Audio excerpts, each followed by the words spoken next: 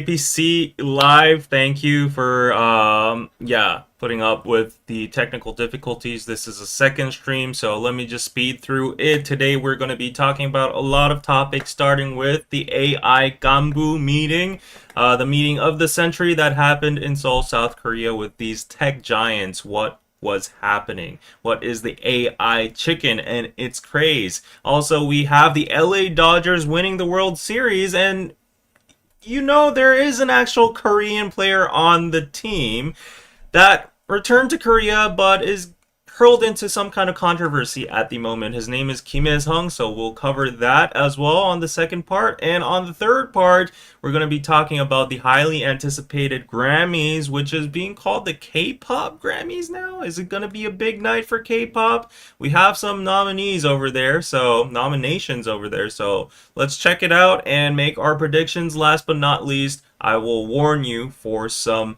traps, some tourist traps to be cautious of when you're visiting Korea, especially the traditional markets while you're here. So those are going to be the topics, and without further ado, let's just go straight on into today's news. So what is happening, guys? All right, so who knows these three people? These three folks are probably one of the richest people in the world. If you know them, their names are Jensen Huang, Samsung's Lee Jae-yong, and Chung Hee-sun from Hyundai Motors. So yeah, we're diving into the biggest and most absurdly viral story that took over South Korea last week. It's called the Ganbu Chicken Summit. This place is called Ganbu Chicken. It's a local Korean chicken brand, and it's very popular. It's just a common place for people to hang out. I go there for a lot of corporate 회식s and meetings, and yeah, families and friends just go out and eat fried chicken over there. So yeah. Anyways, you'd be wondering, what are these big people doing in Ganbu Chicken in a random place in Seoul, right? So this is the perfect storm of business, celebrity culture, and the sheer power of Korean fried chicken. So on the evening of October 30th, 2025, an unprecedented high-stakes meeting took place, not in this private office, but at a modest chicken shop called Ganbu Chicken of the Samsung district in Gangnam, Seoul. The attendees were Jensen Huang, CEO of NVIDIA, Jae-yong Lee, chairman of Samsung Electronics, and E.S. Chung, chairman of Hyundai Motor Groups. And their companies combined make a market cap of 4.05 trillion US dollars, more than 2.4 times of South Korea's GDP, which is 1.67 trillion dollars. And NVIDIA alone over here, in the guy in the middle, $3.7 trillion. Samsung is worth $312 billion, and Hyundai is worth $43 billion. That is mind-blowing. Their personal net worths are even more crazy. So Jensen Huang over here is 188 billion USD in total. Actually, no. Sorry about that. Their net worth combined is 188 billion USD, and most of it is Jensen Huang himself, 172 billion dollars. Jae-yong Lee from Samsung is 11 billion, and Chung Hee-sun is 4.6 billion dollars. So wow, Jensen Huang is like 90% of the whole net worth over here, right? That is crazy, says Harleen. Yes. The amount of wealth that has gathered in this humble Korean chicken shop, it is just mind-blowing, and people were like, what the hell is going on when we saw these three together. This shot is just like phenomenal, right? So yeah, actually, to give you some context and history, Jensen Huang is a known person to love South Korea. He owes a little bit to South Korea for NVIDIA's success as well. He says that Korean gamers and PC bongs in the late 1990s actually saved NVIDIA. Everybody knows that Korea is super famous for its esports, pro gaming, PC bang culture. Like, if you come to Korea, please visit a PC bang, because it's a culture or an entertainment facility that you'll never get to experience anywhere else in the world. It's very high speed internet, good computer qualities. You can play all these sorts of games. You can order food. You can just like chat with your friends. It's like a social field. It's a social entertainment place you can experience. So please go visit PC rooms. But because this culture bloomed in the late 1990s with StarCraft mostly, NVIDIA owes a lot to that. Because in 1996, this is a short letter that was sent from Samsung's Lee Gun-hee, the late Samsung Lee Gun-hee, that changed everything. So he said, Jensen, I believe in your future. Samsung will stand with you. And to translate this letter over here, he said, all of the Korean citizens are connected with high-speed internet.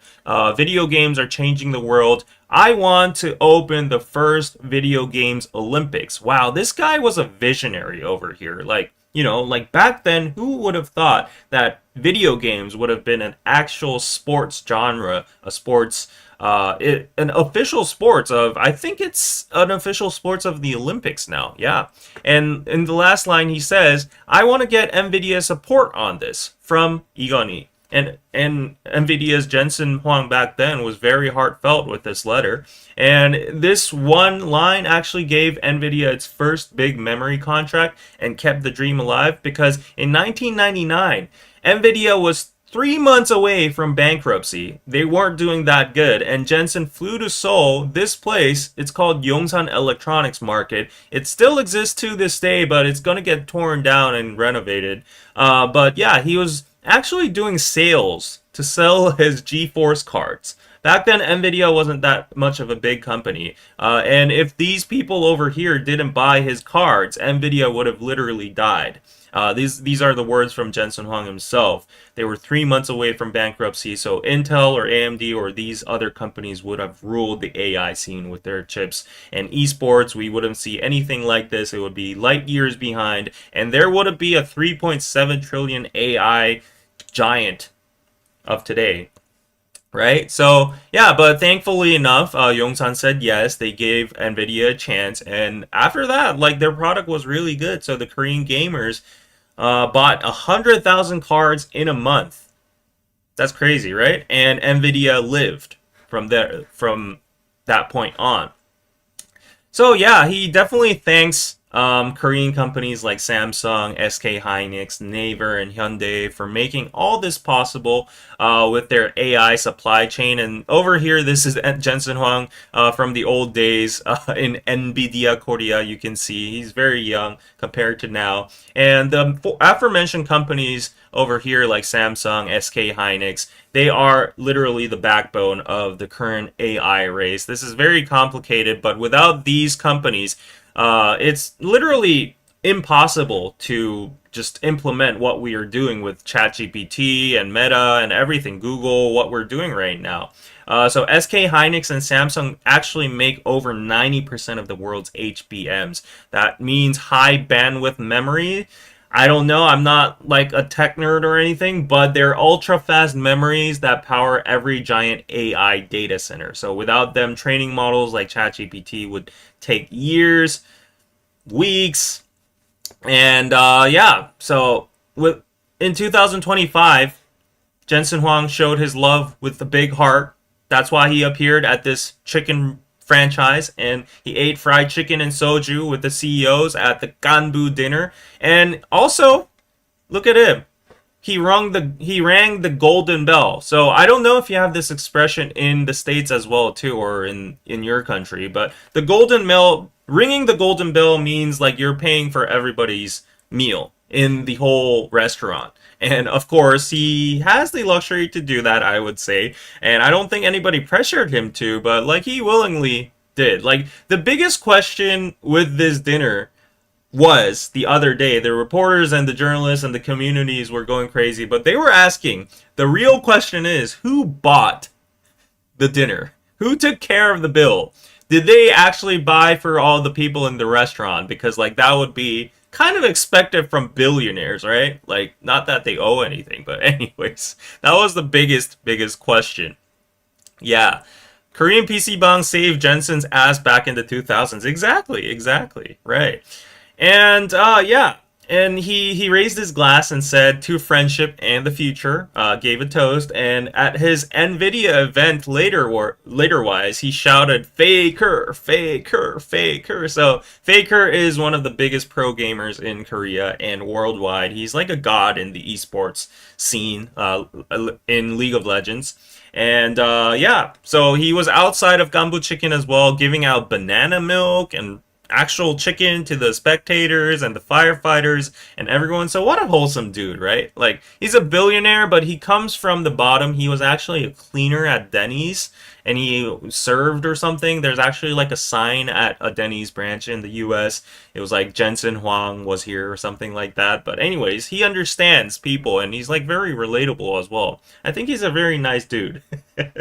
Yeah, so anyways, yeah, so like, yeah, this was what was happening, and the atmosphere was very casual. They enjoyed the crispy chicken, the cheese sticks, and the draft beer. And Jung Hee-sun from Hyundai Motors said he'll buy the second round. Okay, and he proposed a love shot as well. So if you don't know what a love shot is when, like, two or more people have like a beer glass or a soju glass, and they cross their arms like this, and then they drink.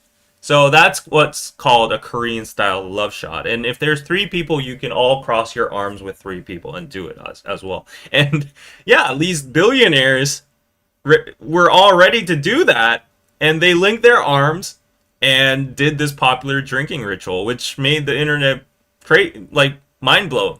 It left the internet mind blown. Look at this shot. It's crazy. Like, who would have known that the Samsung CEO and Hyundai chairman would do a love shot with NVIDIA's CEO? Like, I don't know what kind of age we're living in. This is not AI generated, by the way, right?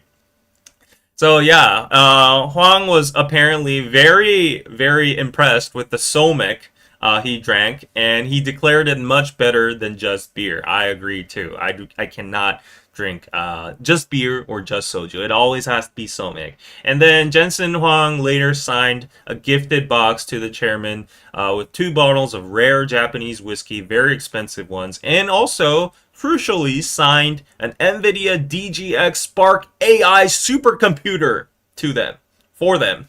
Yeah. Look at that. Look at Lee Jae-young fanboying over Jensen. It says, it has a letter to to our partnership and the future of the world. Wow. I mean, it's not a overstatement for Jensen to say that, right?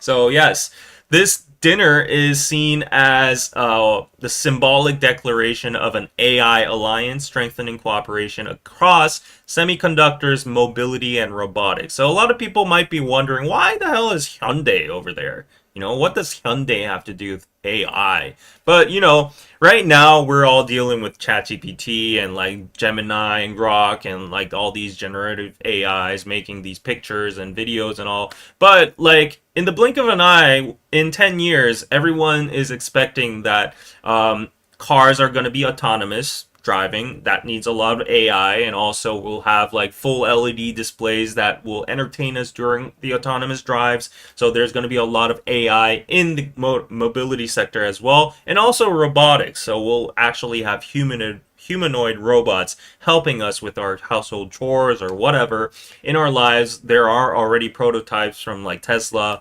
And Hyundai, if you don't know, has actually acquired a company called Boston Dynamics back in the day. So they actually have a big robotics chain going on as well. So yeah, those are probably all going to be powered by Samsung and SK Hynix's chips, and also NVIDIA's GPU and whatnot, right? So yeah, so if we go on, what did the public think about this, right? Apparently the location choice of Ganbu Chicken, it wasn't random. It was actually strategic, and it was orchestrated by Jensen Huang's 34-year-old daughter, Madison Huang, a senior director at NVIDIA, and she chose the term Ganbu, which is the Korean slang for closest friend or ally, popularized by the popular Squid Game itself. And this is a line from Squid Game over here. 우린 깐부잖아, from that old guy. It means like, oh, we're besties, we're best friends, we're allies, something like that, right? And yeah, Madison Huang branded the meeting as the formation of an artificial intelligence Ganbu, as you can see over here, right? To the future of the world.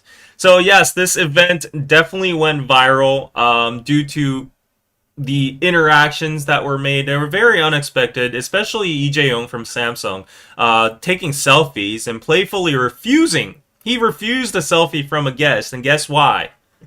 It's pretty similar to how, what was it, Blackpink refusing a selfie from their fans. One guest actually came up to Lee Jae-young saying, "Can you take a selfie?" And he said, "No, you should bring a Galaxy." So he refused an iPhone user. And I would say, as the chairman of Samsung Electronics, that is the right thing to do, right? Like, he got to promote his own products. I mean, to be fair, all the chips in iPhone and all the gadgets, all the parts in iPhones are like Samsung too. But anyways, he was like, "You should have brought a Galaxy." It says, "갤럭시를 가져오셨어야죠." That is hilarious. I mean, he got some wit and humor too. And then if you go over to Jung Hee-sun over here, he a child went up to him, and the child was like wanting selfies and like signs, signatures from Lee Jae-young and stuff, and he didn't know who the hell Jung Hee-sun was. So let's look at this funny video over here. So, yeah, like they were having a good night, and this kiddo came over, and Jensen's giving his like signature to June Jensen Hwang over here, right? But then what happens is like Lee Jae-young's like clapping for him and like taking selfies for him and all that. But then this guy over here, they asked like, "Do you know who this guy is?" And he was like, "No, I don't know."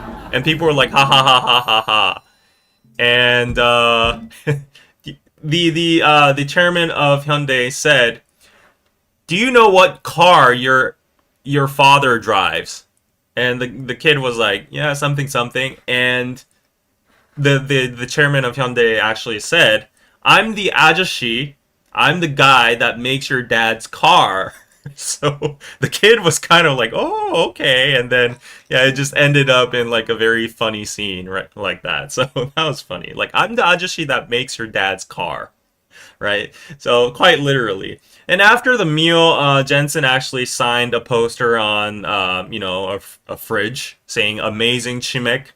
And Lee wrote "A Wish for Success." Chung wrote "It's the best." And Jensen Hwang left a message on the store's refrigerator over here saying "Jensen Hwang, NVIDIA was here." So this place is now like a sacred spot. And we're ready to see the effect of it. So the moment became an instant pilgrimage site, showcasing massive consumer power. And the Ganbu Chicken Samsung branch saw a surge of visitors, implementing a 1-hour limit for the AI Ganbu table to accommodate the endless line of people seeking good energy. I don't blame them, honestly. You know, like if you look over here in this paper, it says the table seat for Jensen Hwang CEOs. We're restricting the seating time to 1 hour. Yes, you can visit, and I hope everyone gets the good energy.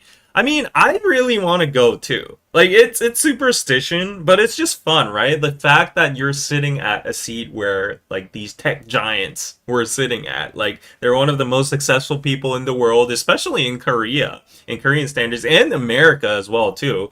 So, like, why would you not want to go there and take a picture? Like, maybe 3 of us could go and take a love shot and, make a comparison picture as well, too. So, I'd really like to do that one time. Anyways.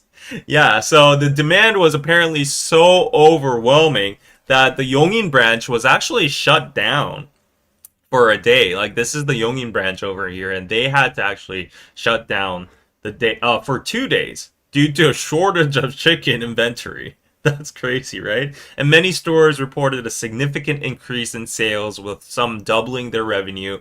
And Ganbu Chicken was smart with this to quickly commercialize the event. They officially launched the AI Ganbu set menu. This is you can see in the poster over here. See this? It says AI Ganbu. The taste of the chairmans themselves. This is what they had: the cheese sticks, the chicken tenders, and the fried chicken over here. And this is a picture of Jensen Hwang actually giving out the chicken. And it's hilarious that they made a set menu out of the AI meeting. That's crazy. And everybody's trying to like order this. And apparently, Gambu Chicken is donating 10% of the profits that are coming from this set menu as well too. Yeah, so right now apparently, like, because this brand is on such a big high, a lot of people are rushing to make franchise consultations, and it went overboard that the headquarters had to stop all franchise consultations. So the company stated that instead of rushing into expansion, they want to focus on quality, hygiene, and logistics for their existing 162 stores. So if you ever visit Korea and you want some K fried chicken, Ganbu Chicken might be, a good place to go. The one in Samsung, the Samsung branch in Gangnam is the one they visited. So look that up, go there and take a selfie, okay? So yeah, this simple Chimek meeting caused some massive commercial chaos, and it was the talk of the town for a week. I mean, APEC has passed, and Jensen Huang initially was here for the APEC summit. He was at the Tech CEO summit, and he was meeting the president, and he gave our country, how many was it? 250,000 cards. How many was it? I don't remember, but yeah, let's see. Yeah, 260,000 cards, like supercomputer cards in Korea, which is going to elevate Korea's status to the third AI stronghold in the world. Yes. So, I mean, we need that much chips in Korea, like thinking we have groups like Samsung and SK Hynix and Hyundai, right? We have the demand over here.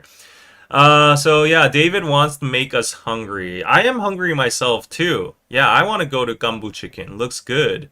Uh-huh. That chicken looks so good, right? Let's do a live from there, David. Maybe. Yeah, it'll be restricted by only like an hour, but yeah, I think it would be worth the visit. Okay, anyways. When I saw this, I was like, yeah, I want to go get the good energy and actually make KPC great, like those companies, right?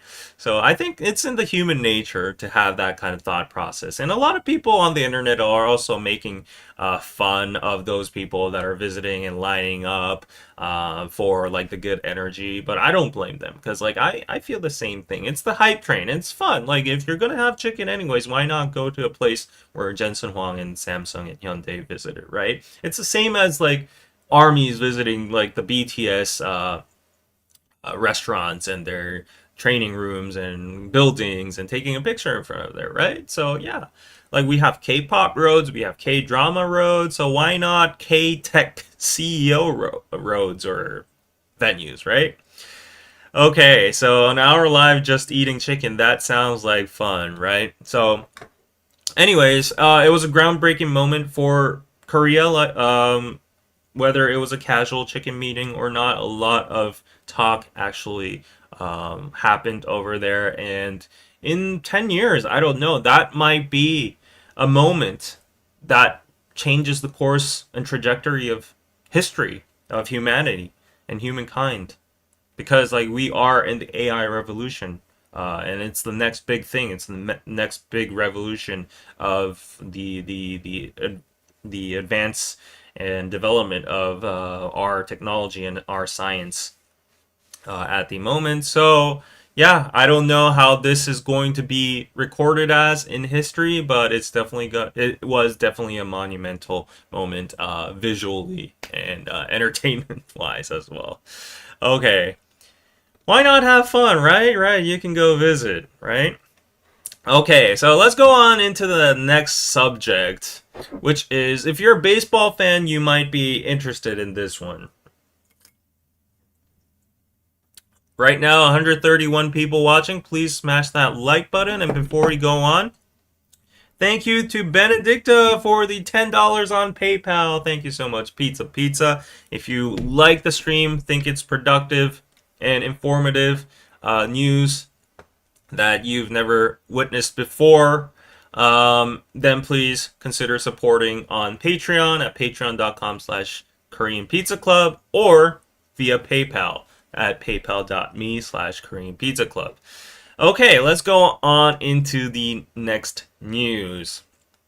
So the heroes welcome gone wrong. The 7-year stalker hunting Kim Hae-sung's victory. So just recently, the Los Angeles Dodgers clinched the World Series title, and among the champions is a familiar face to the Korean baseball fans, Hae-sung Kim.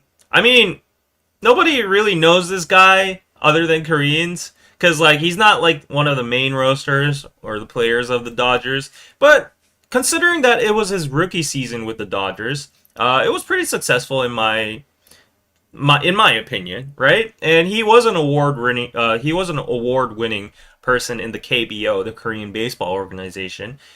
He spent a lot of time on the bench as a substitute fielder or pinch runner, and he did make a late game appearance in the World Series in the last game as a substitute as well. And people were saying like, "Oh, he is one of the MVPs," making fun of him, saying that he was on second base and he kind of moved out of the second base, making room for who is this? Is this Mookie Betts? I don't know, but like yeah.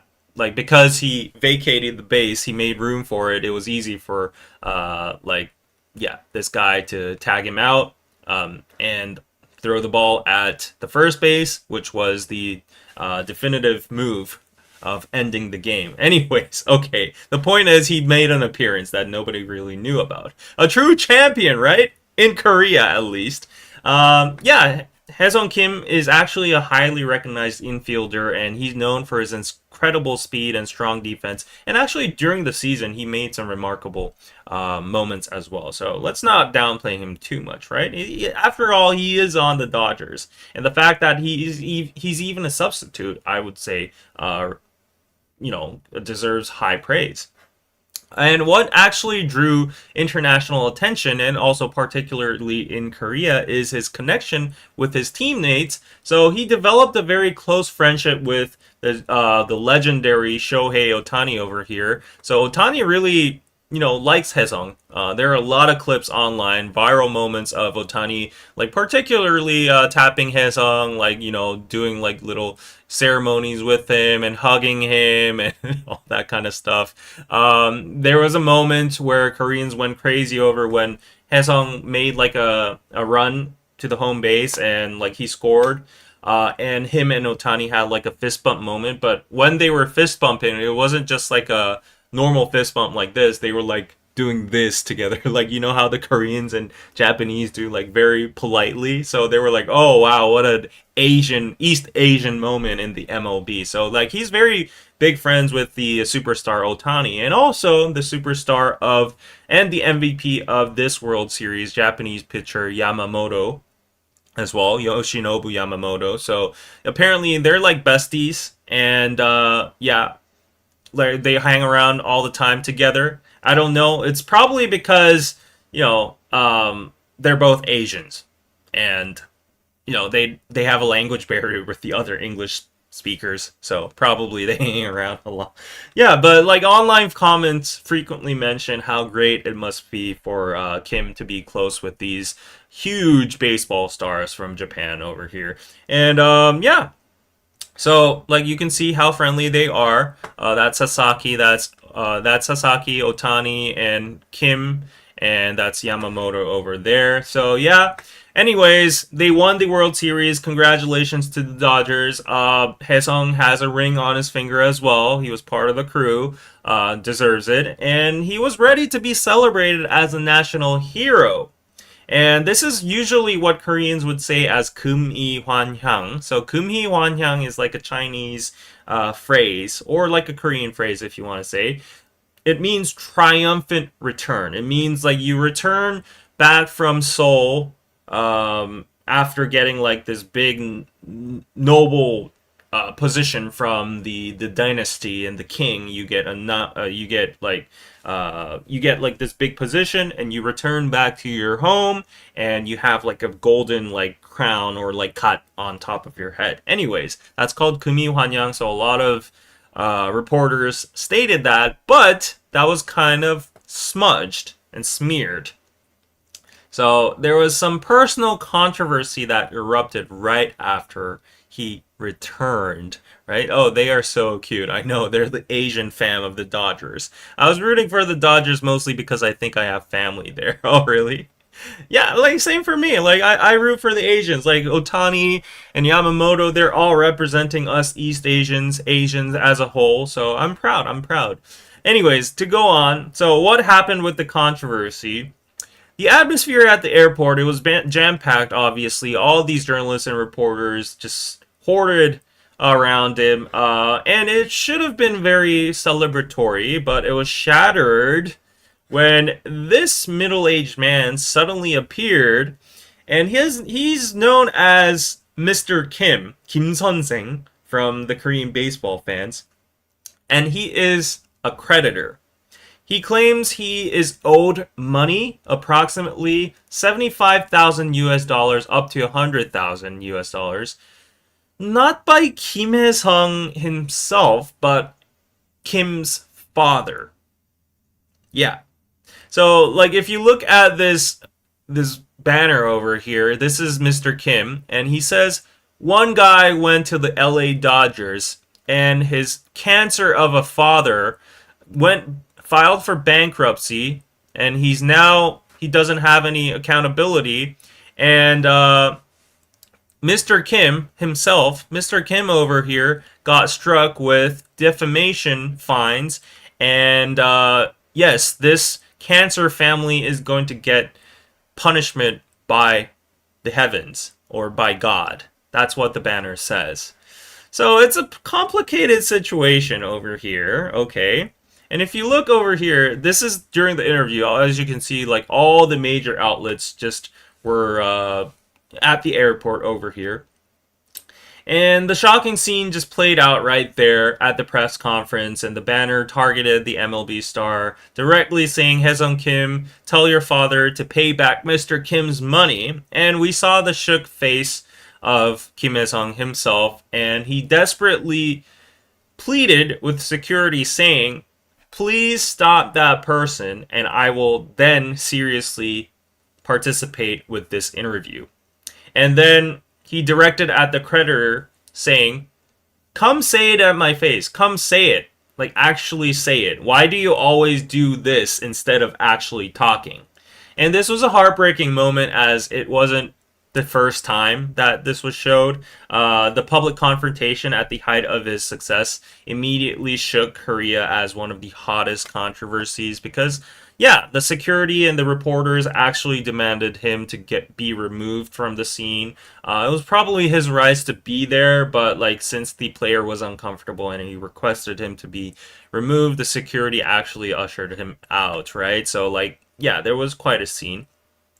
So this wasn't just a one-time event, as I told you. It was a long-standing issue known as the BitToo movement. It's like the Me Too movement, Debt Me Too, equivalent in Korea, where celebrity relatives' financial debts are publicly exposed to pressure the celebrity, and Mr. Kim has been relentlessly pursuing Hye-sung Kim publicly since around 2019, when the player was a star in the Korean KBO League with the Kium Heroes. And these are some pictures of him constantly appearing at the stadium at the Kochuk Sky Dome where Kim played, turning the player's workplace into a site of public humiliation. It says, like, next in Kim Hye-sung, please ask your father to pay back Mr. Kim's money.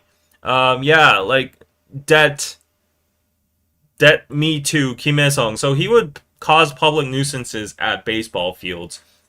So, like, we gotta get something straight, though. Under Korean law, an adult child, like the child of an adult, or like, anyways, I don't know how to say it, but yeah, anyways, the child is not legally obligated to pay the debts of their living parent.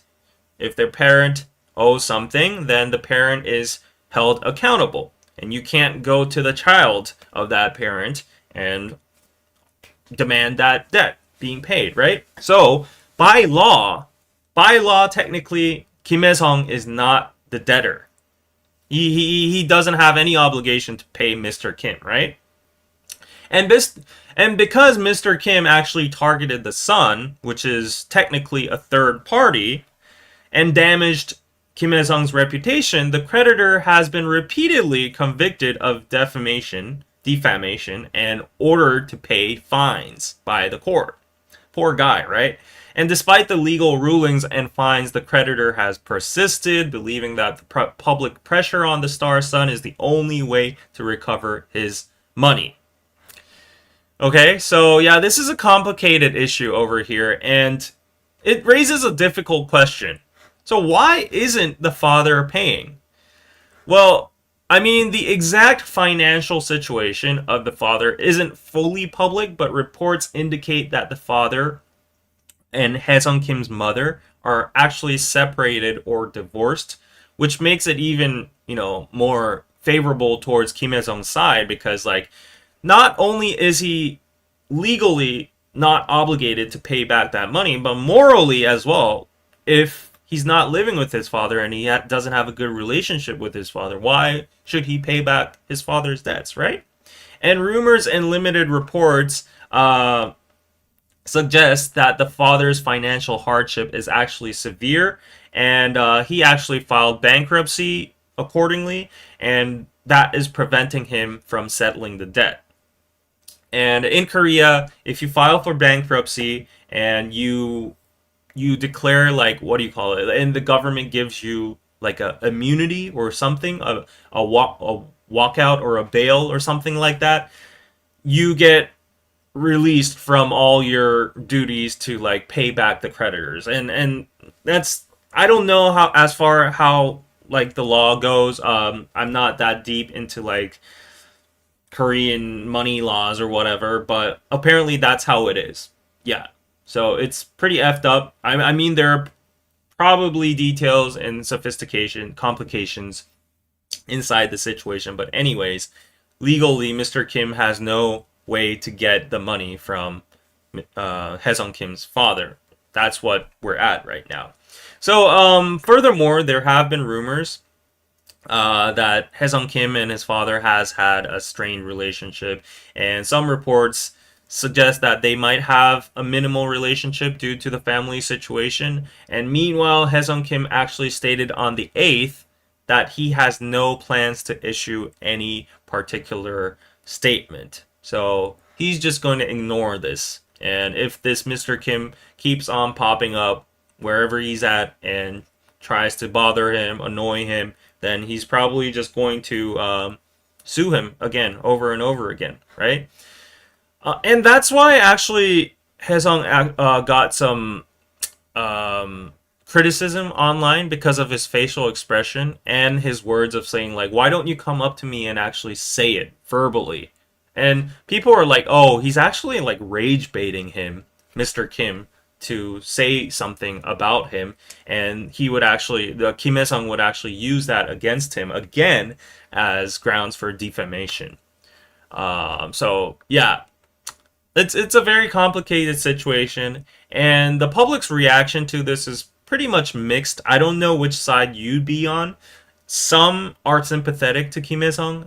They see this young athlete who's actually not the debtor, and he's being publicly tormented, and he's having his private family issues dragged into his professional life, which is totally unrelated with baseball. And even at his triumphant return from the World Series, it's a place to be celebrating, but then this guy just makes a scene, and, like, it's all like, yeah, it's created a controversy. So yeah, a lot of people believe that the creditor is crossing a line by violating Kim's privacy and his professional dignity. However, though, there is an opposing viewpoint. Now it's a little bit more vocal after seeing, like, this scene, saying, like, his facial expression and his entitlement or privilege is just, like, leaking out. Saying that these people argue, like, put yourself in the shoes of Mr. Kim. Like, how desperate must the creditor be to get his money back that he's resorting to this? Like, imagine 9 years from 2019 and like even before that, like he started his protest in 2019, but like the whole legal battle has been 9 years, and it's not just 10K, it's 100K. That's a lot of money for some people. That's a life saving, and yeah, like the fact that he has no method, he has no way to actually get that money back is just heartbreaking, right? So how desperate must he be? And also that goes on to the logical, not logical, but like obvious perspective of like some people go like he's a major league baseball player. Like 100,000 US dollars might not be an actual huge sum for Kim Il-sung himself. So the creditor has been fined multiple times for public harassment, and those have been adding up over the years.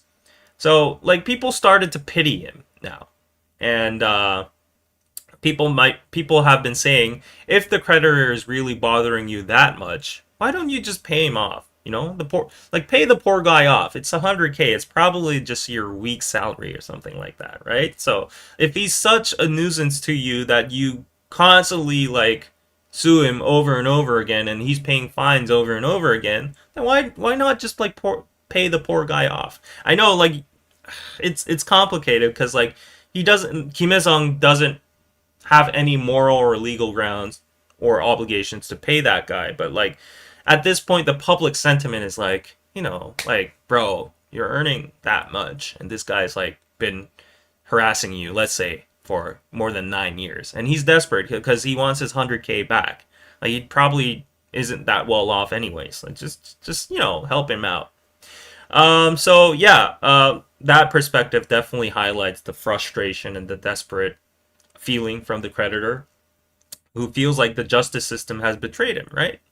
So yeah, unfortunately enough, the controversy has overshadowed Kim Il-sung's fantastic achievement, and the fundamental issue is the debt between the father and the creditor, which remains unresolved, and the emotional and personal cost to the player is clearly immense, right?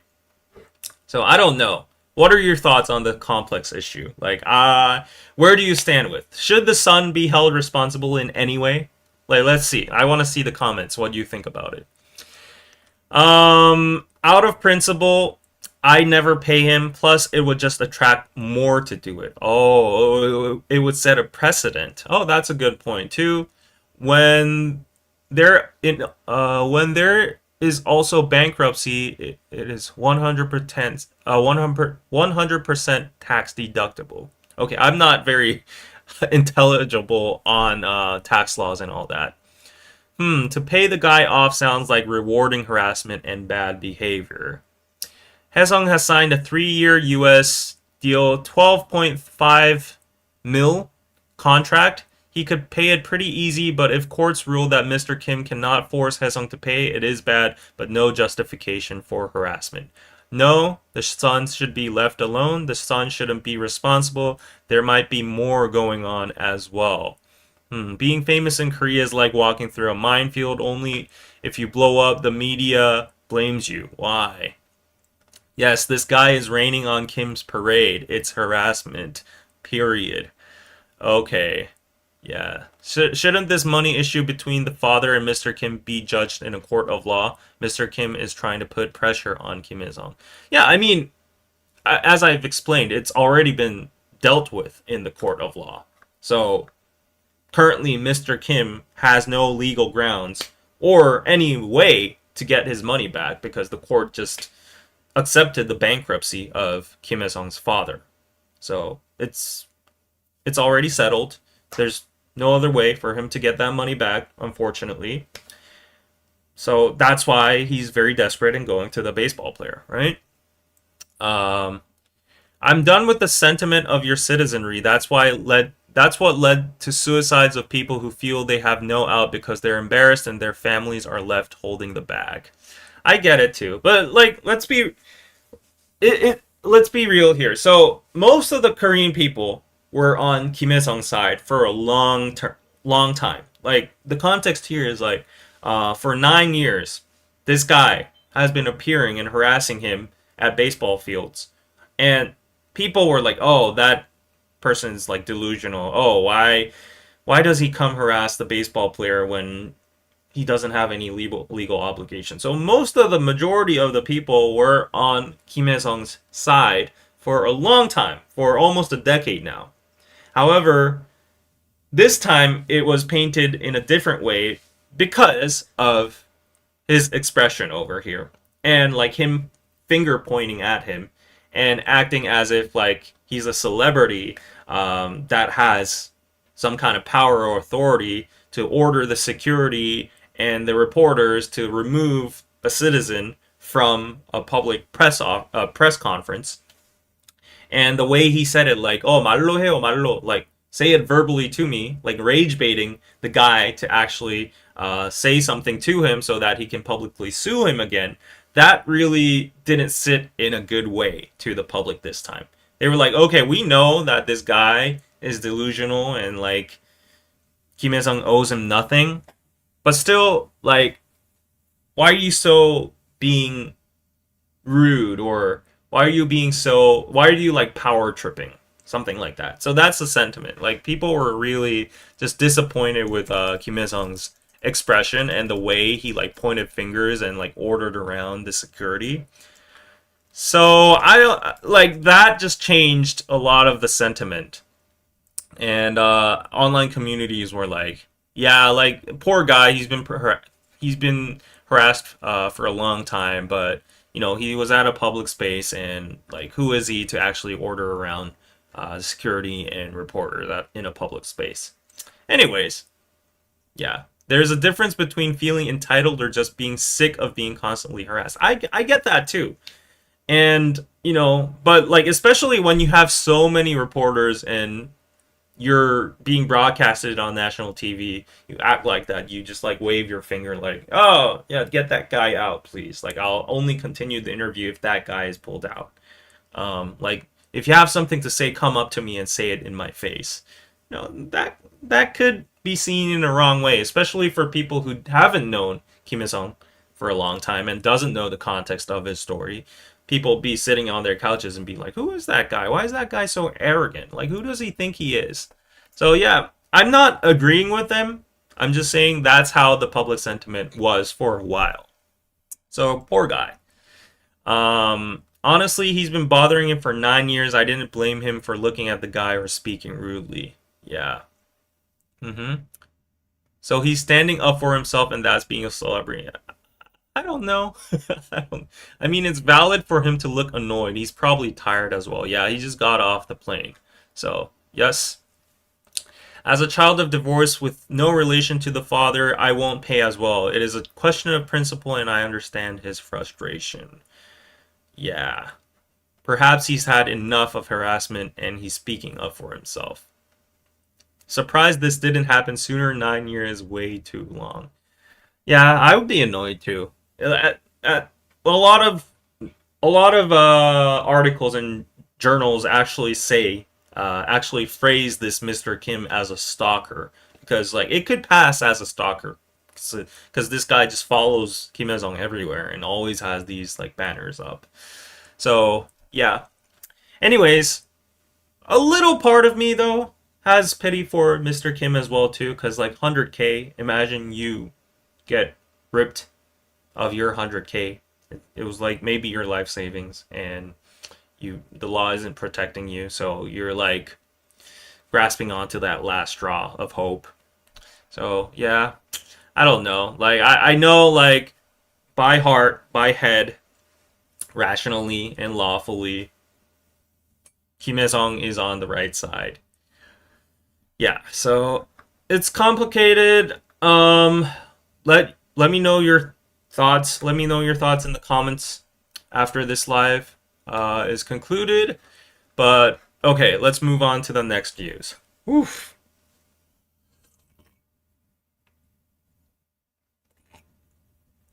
All right, I think this is the news that everyone has been waiting for. It's about the Grammys. Are you guys excited for the Grammys? Who actually watches the Grammys? Or who actually votes for it? Who actually, anticipates it? Let me know. Who thinks the Grammys has credibility?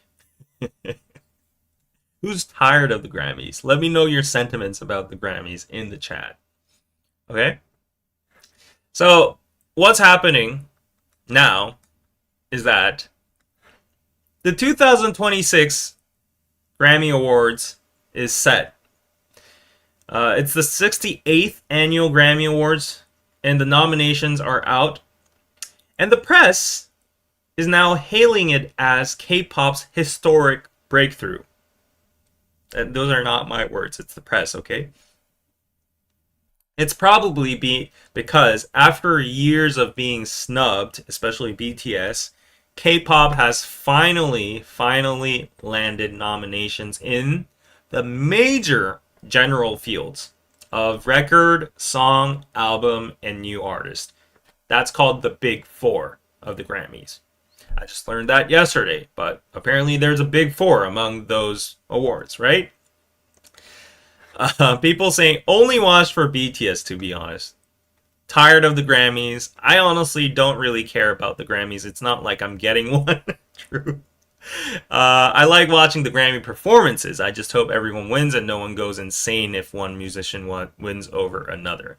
All right, so going on. The core narrative this year is simple.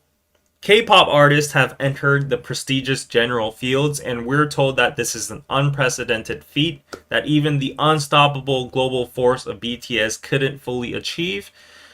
But let's keep that Grammy history in mind, okay? Shall we?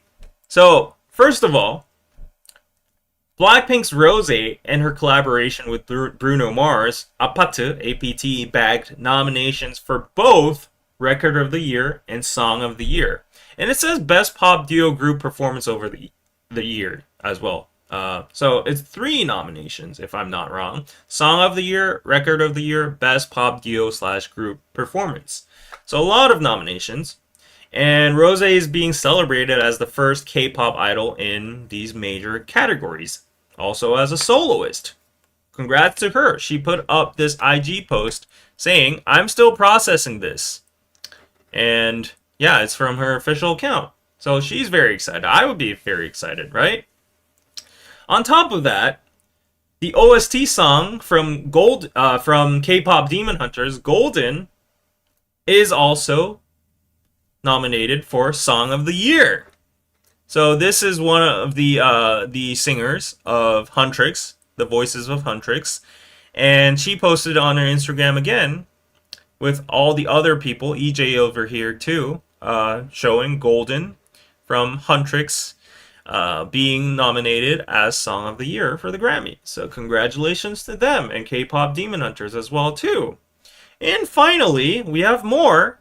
The Hybe / Geffen group, Cat's Eye, is up for Best New Artist. And also, they have a Best Pop Duo / Group Performance, Gabriella. Okay, so there we go. Cat's Eye was like, we can't believe this is real. 2 nominations. Thank you to the Recording Academy. We are truly humbled, and congrats to all the nominees today. You inspire us. So, okay. Now, okay, before we go on, I know already in the chat you might be arguing, but Cat's Eye isn't even K-pop though. Or Golden wasn't even made in Korea or by Korea. It's American essentially. And yeah, that may be technically true, but the Korean media is definitely squeezing them in for the clout, obviously. And one could also argue that, at least for Golden, it features Korean lyrics, it's based on Korean cultures, and the freaking series is literally called K-pop Demon Hunters. So I think it's fair enough to say, like, yeah, K-pop is part of the Grammys with Golden. And also for Cat's Eye, yeah, to give a little bit of credit to Hybe. Hybe is the producing company. So, yeah, Hybe is a Korean K-pop company at its core. So there you go, right? If you want to squeeze in those groups in the K-pop sector, right? So maybe it's a stretch, maybe it's not, but definitely Korean media jumping on it, right? Anyways, recognizable. So, yeah, like a lot of you have already shown your feelings about the Grammys in the chat, and because a lot of you have been following K-pop and BTS mostly for a lot of years, we need to do a context check. There is a bitter history of the Grammy snub in the K-pop sector, right? So let's remember the biggest snub of all time. The BTS example. BTS shattered streaming records, they sold out stadiums worldwide, and topped the Billboard charts multiple times, yet the Grammys consistently just nominated them for Best Pop Duo Group Performance, and their main stage appearances felt less like recognition, but more like being used for rating bait, or, just for hype or clout. And the Grammys broadcast have been struggling for a while, that's a known fact, but because of BTS, their live stream simultaneous views have just like skyrocketed, right? So the sentiment among many fans over the years was that the Grammys just want K-pop for views and the hype, without actually truly granting its artistic legitimacy in the Big Four, which are the most important awards. So, yeah, BTS constantly only getting in Best Pop Duo / Group Performance, whereas there is Record of the Year, Song of the Year, Album of the Year, Best New Artist, all of that, it's quite questionable. So this is a chart of all the BTS nominated things for Grammy Awards. So in the 63rd in 2021, Best Pop Duo Group Performance for Dynamite. 64th, 2022, Best Pop Duo / Group Performance for Butter. 65th, 2023, Best Pop Duo Group Performance for My Universe with Coldplay. And then, they had a Best Music Video for Yet to Come. Okay, nice to squeeze one in over there, right? A ton of artists get snubbed or don't even get nominated. However, they did use them for views, though. Yeah, I know. Like, I think it was it Eminem who's super salty about the Grammys? Wasn't he the one that said F the Grammys, right? The Grammys would be dumb to snub this year, especially for Golden. Okay, let's get into that part a little later. Anyways, BTS doesn't need a Grammy to prove that they're great artists. I agree. But it was one of their last remaining trophies to achieve. Yeah. Also agree with Jennifer, F the Grammys. Okay, so that's the general sentiment over here. But, so let's figure out what changed this year. Okay, yeah, a lot of people on the internet are very salty. BTS deserved a main category nom, but anyways, yeah, that definitely represents all of our sentiments. And this was their response back then. They were reacting to the Grammy ceremony and the award announcement, and they were actually excited. So they didn't actually know the results themselves, and maybe they had expectations for Best Pop Duo Performance. Yeah, right? But anyways, what changed this year? Major outlets are suddenly saying K-pop is being judged for its artistic value instead of just being a fan-driven craze. And many think this shift comes from the Recording Academy's recent push to diversify its voters, bringing in more young people, women, people of color, and so on. And it could really be a move towards inclusivity, or maybe just the Grammys trying to not look outdated again. I don't know. But on the surface level, they are saying they're trying to be more inclusive in selecting their Recording Academy's members, who has the right to vote, and which will probably determine who gets to win these nominations, right? So I don't know what your thoughts about. I don't know what your thoughts are about this, like the changing membership of Recording Academies selections.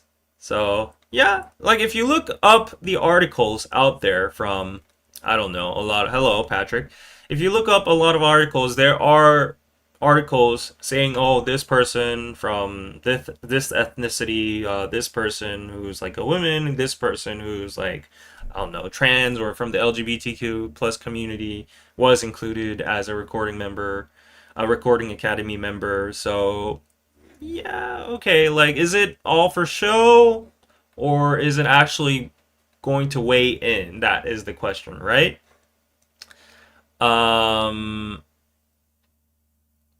yeah. So to go on, let's look at the specifics. So these are the nominees for Song of the Year. Yeah, these are the nominees for Song of the Year. And let's go one by one. First, we have Abracadabra by Lady Gaga. And then we have Anxiety from Doechii. And we have Apatu from Rose and Bruno Mars. And then we have DTMF from Bad Bunny. Then we have Golden from Huntrix, EJ, Audrey Nuna, and Ray Ami from K-Pop Demon Hunters. And then we have Luther from Kendrick Lamar and SZA, Manchild from Sabrina Carpenter, and Wildflower from Billie Eilish. And the competition in the major categories, as you can see, is predictably pretty fierce. For Song of the Year, I personally know Luther and Wildflower. I know Anxiety as well too. It was a very viral song, right? I like that song. But a lot of critics are saying that both Record of the Year and Song of the Year are heavily favored to go to the known Grammy establishment's current darling, hip hop king Kendrick Lamar. I mean, fair point. Yeah, his music is very good. My guess would be Apatu wins not Song of the Year, but Best Pop Duo slash Group Performance. And Golden maybe Song of the Year. I'm biased. Take that into account, okay? But it's had a huge global impact, and Golden is an amazing song. And let's squeeze in Cat's Eye getting a Best New Artist. But I've heard that, there are many other Best New Artists as well, too. I just wish Cat's Eye could get one, right? So, if you look over here, you might be wondering, though, like, what's the difference between Record of the Year and Song of the Year? So I did some ChatGPT. Record of the Year honors the performance and production of the song. It goes to the artist, producer, recording engineers, and mixers, and think of it as celebrating how the song sounds. Song of the Year honors songwriting. It goes only to the songwriters who compose the lyrics and melody. Think of it as celebrating how the song is written. So, which is better for the artist, per se? Record of the Year tends to have more prestige publicly because it celebrates the overall hit. The one people hear on the radio streams and remember as a signature performance. It's seen as the bigger moment in the show, and Song of the Year carries deep respect within the industry, especially among musicians and critics, since it acknowledges the artist's creativity and songwriting ability. So if the artist is mainly a performer, Record of the Year is more impactful for their career. If the artist is also a songwriter, Song of the Year is more meaningful personal achievement. So in the case for Apatu, I don't know. Rose writes her own songs. I don't know if she partook in the writing of Apatu as well. Well, Golden, I know that EJ and the members were also part of the songwriting, so I think they would both be very proud if any of their songs got any of those awards, right? So, Record of the Year, Song of the Year, I don't think it matters at this point. Like, if they're recognized, I think they'd be happy. So, there are some predictions online. I got one from Billboard, and Rose and Bruno Mars is showing up over here. This journalist actually said they might have a chance for winning Record of the Year. I don't know about that. I think my personal guess is that they'll win Best Pop, what do you call it, Duo slash Performance. Yeah, what was that? Yeah, Best Pop Duo slash Group Performance. I think they'll probably win that one. But I don't know about record of the year, honestly, quite honestly. This is a random Reddit post that shows up first on Google searches. And Grammys 2026 predicting winners. It says AOTY Mayhem. Okay, let's go on to the ones we only care about. Song of the year Luther from Kendrick Lamar and SZA. Record of the year Abracadabra from Lady Gaga. And then best pop duo / group performance. Oh, Apatu, Rose and Bruno Mars. Okay, so we at least got one K-pop feat over here. So for these two ones, I think the chances are a little slim, to be honest. I think Golden has a shot, though. I really do think Golden has a solid shot. So there are a lot of opinions out there, and people are like predicting, oh, they're gonna be snubbed again. Like the Grammys are the Grammys. Who even believes in the scammies? And you know, like there is also the just happy to be there narrative as well. So critics are pointing out that even these nominations are pretty good, you know, pretty good achievements. This is a step further for K-pop and more diverse music to be recognized from the Grammys, as if it matters. But yeah, it's changing the American music landscape, and you can see that, right? So it does have some kind of significance, right? So yeah, the 68th Grammys is going to be held on February 1st next year. We only have like 3 months left. Time flies. And we're ready to see if this is real recognition or just another stunt for their ratings or just to get up the hype, right? Grammy don't like Asian, Joe. I think it's pretty clear. But some people might argue, like, okay, the past nominations or the current nominations, they were solid, but there were even better songs and better nominations. So, I mean, at the end of the day, there's nothing we can actually like pinpoint at. But yeah, there's a lot of sentiment around saying that Grammys don't like the Asians. Golden has Netflix behind them. Still not comparable to BTS. And I do like the song. I'm criticizing that. So what you're saying is Golden might have a chance because they have the Netflix influence? Yeah, I think those factors might take into account. I think, you know, in terms of Golden being more widespread, I would say it would be on par with BTS's like past songs, past nominations for the Grammys. Because like Golden was literally everywhere. Everyone was singing it, covering it, kids on replay. I've seen so many memes, and these people weren't even in the K-pop sector.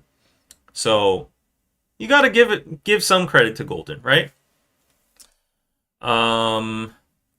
Lynn says, I think Golden will win Song of the Year. I think so too. I have a strong feeling it would. But then there's also a lot of strong competitors in that sector, as we saw Kendrick, Billie Eilish, Sabrina Carpenter, Lady Gaga. We're up against a lot, and also Bruno Mars and Rose. So a lot of competitors. Yes. Yeah. Golden winning will be huge for the Black Label. Yes. Apata is based on the Korean drinking game. Of course, Rose wrote it. Yes. So, yeah, she'd be very honored to win Song of the Year, I think. Golden and Apata are both on American radio every 10 minutes. Okay. Okay, that's good. I think that Golden might win, but not your other picks. You have to remember K-pop is still a small niche group here. Yeah, I totally understand. I'm just very biased. I think, yeah, that's my guess at the end of the day. Like, Golden, Song of the Year. Apata for best pop / I keep forgetting the name. Best pop duo / group performance. Maybe, yes. Stray Kids, yeah, they are very popular, but I don't know if their songs were like super, super mainstream, especially in the American market as well. Where is Taylor Swift? How would I know? K-pop already made a huge impact in the American music business. Eric Nam said for years he said he was in K-pop and no one cared. Now he's approached because he has a K-pop history. That's true. Like how the Grammys approached BTS as well. They're in all for the views. So let me know your guess in the comments below. Do you want to bet? I have a gambling problem. I would like to bet. I don't know if there'd be like a gambling site online who that predicts like the Grammys. I'm pretty sure there is. But yeah. Why is American radio still the end all be all whether something gets nominated? I don't know. I guess that's just how it is. Um yeah, I think streaming should be valued more, but then people would argue streaming can be manipulated. And part of it is true. Yeah, fandoms do streaming parties over and over and over again. So, does that actually represent the mainstreamness or the actual listens? That's a question. Golden has the best chance, if any. I agree. I agree. What about Jenny? I feel like she did great. I feel like her album was very artistic, but it didn't really become super popular. Maybe Like Jenny was the most popular one amongst all her songs. Yeah, but if you actually check out her album, it's very artistic. Snail, thank you for the $10. Pizza Pizza, thank you for the thumbs up with the hippo. Okay. Yeah. But to be honest, no one really pays attention to the Grammys. They're strangely particular. I don't even think they give an Eminem a Grammy. Yeah. So yeah. Oh, I think it was The Weeknd. Yeah, The Weeknd was very critical about the Grammys. Did he win anything at the end? I don't remember. Okay, we're going past the hour mark over here. Hope you're enjoying the stream so far. 213 of you. Only 66 likes. It doesn't take anything to press that like button. So just reminding you to smash that like button. And it's 1:40 p.m. over here. I'm getting pretty hungry. So I'll probably order something. But in the meantime, I'm just super hungry. So let me just get something to munch on, okay? Hold on for like a minute, okay? I'm just so hungry.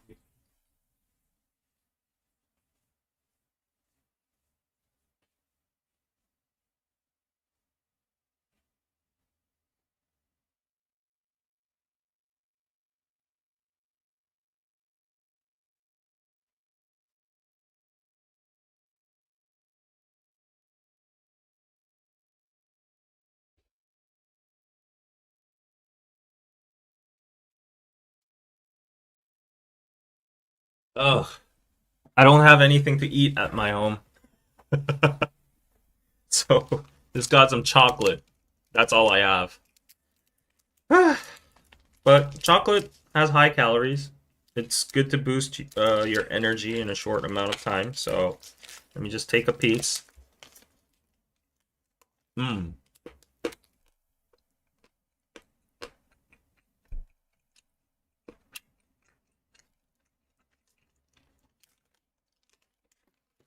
I needed this energy boost.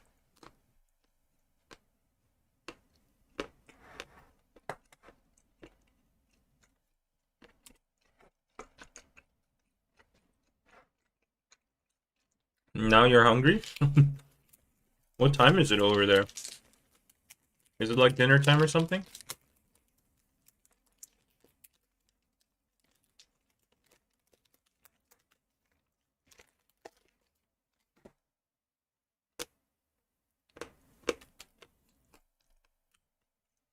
Hmm. Definitely soothing down my stomach a little bit. My teeth are hurting. Do I have a cavity?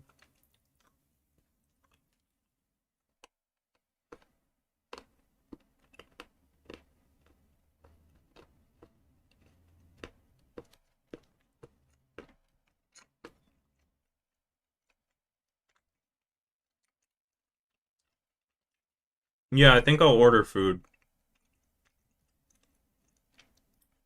Oh, Popeyes is having a sale. They're having a $2 promotion. Oh, that looks like some good chicken. Hmm. Yeah, let me get some Popeyes. Dang, it's expensive. What the hell is this? They have a Halloween meal. What? Should I get that Halloween meal? That's crazy. I don't know. I don't even know what that sauce is.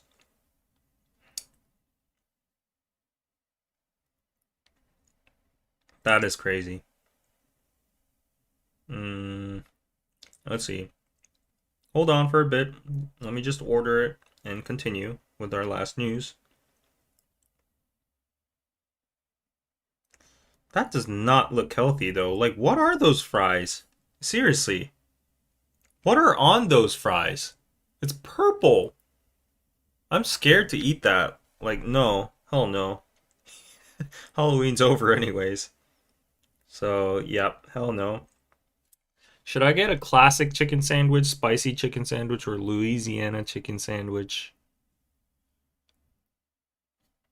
What's the best? What's the difference between a chicken sandwich and a Louisiana chicken sandwich? I have no idea. Oh, in Louisiana, there's a tomato and lettuce. In the classic one, there's only pickles and buttermilk, mayo.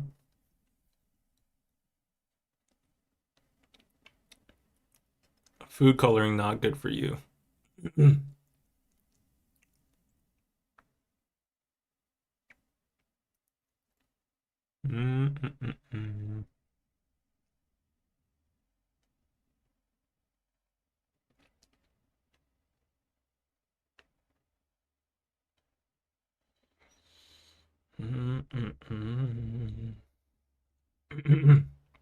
Spicy is good? Okay, let me get the spicy one then. Spicy chicken sandwich. Oh my god, I'm so hungry. I can't even function. Oh wait, but the reviews are the best on Louisiana chicken sandwich. Okay, yeah, more veggies better. So let me go for that one. Cajun fries. We upgraded to large. And Coca-Cola Zero, large. Let's see. We get the fries, so let me get, yeah, a biscuit.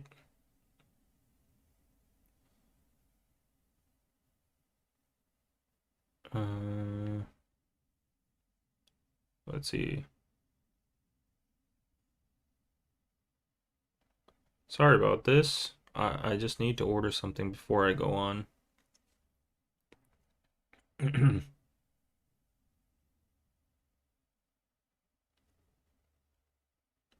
we go. There we go.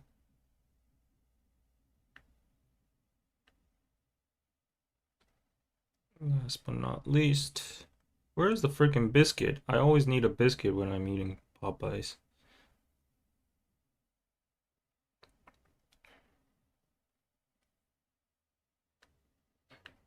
No biscuit? Is it in sides? What? They don't got a biscuit? Oh, there you go. Oh, dang, that's expensive. No, I'm not getting that biscuit then. Biscuit's $3. Are you kidding me? No way. Okay, there we go. Okay, it's ordered.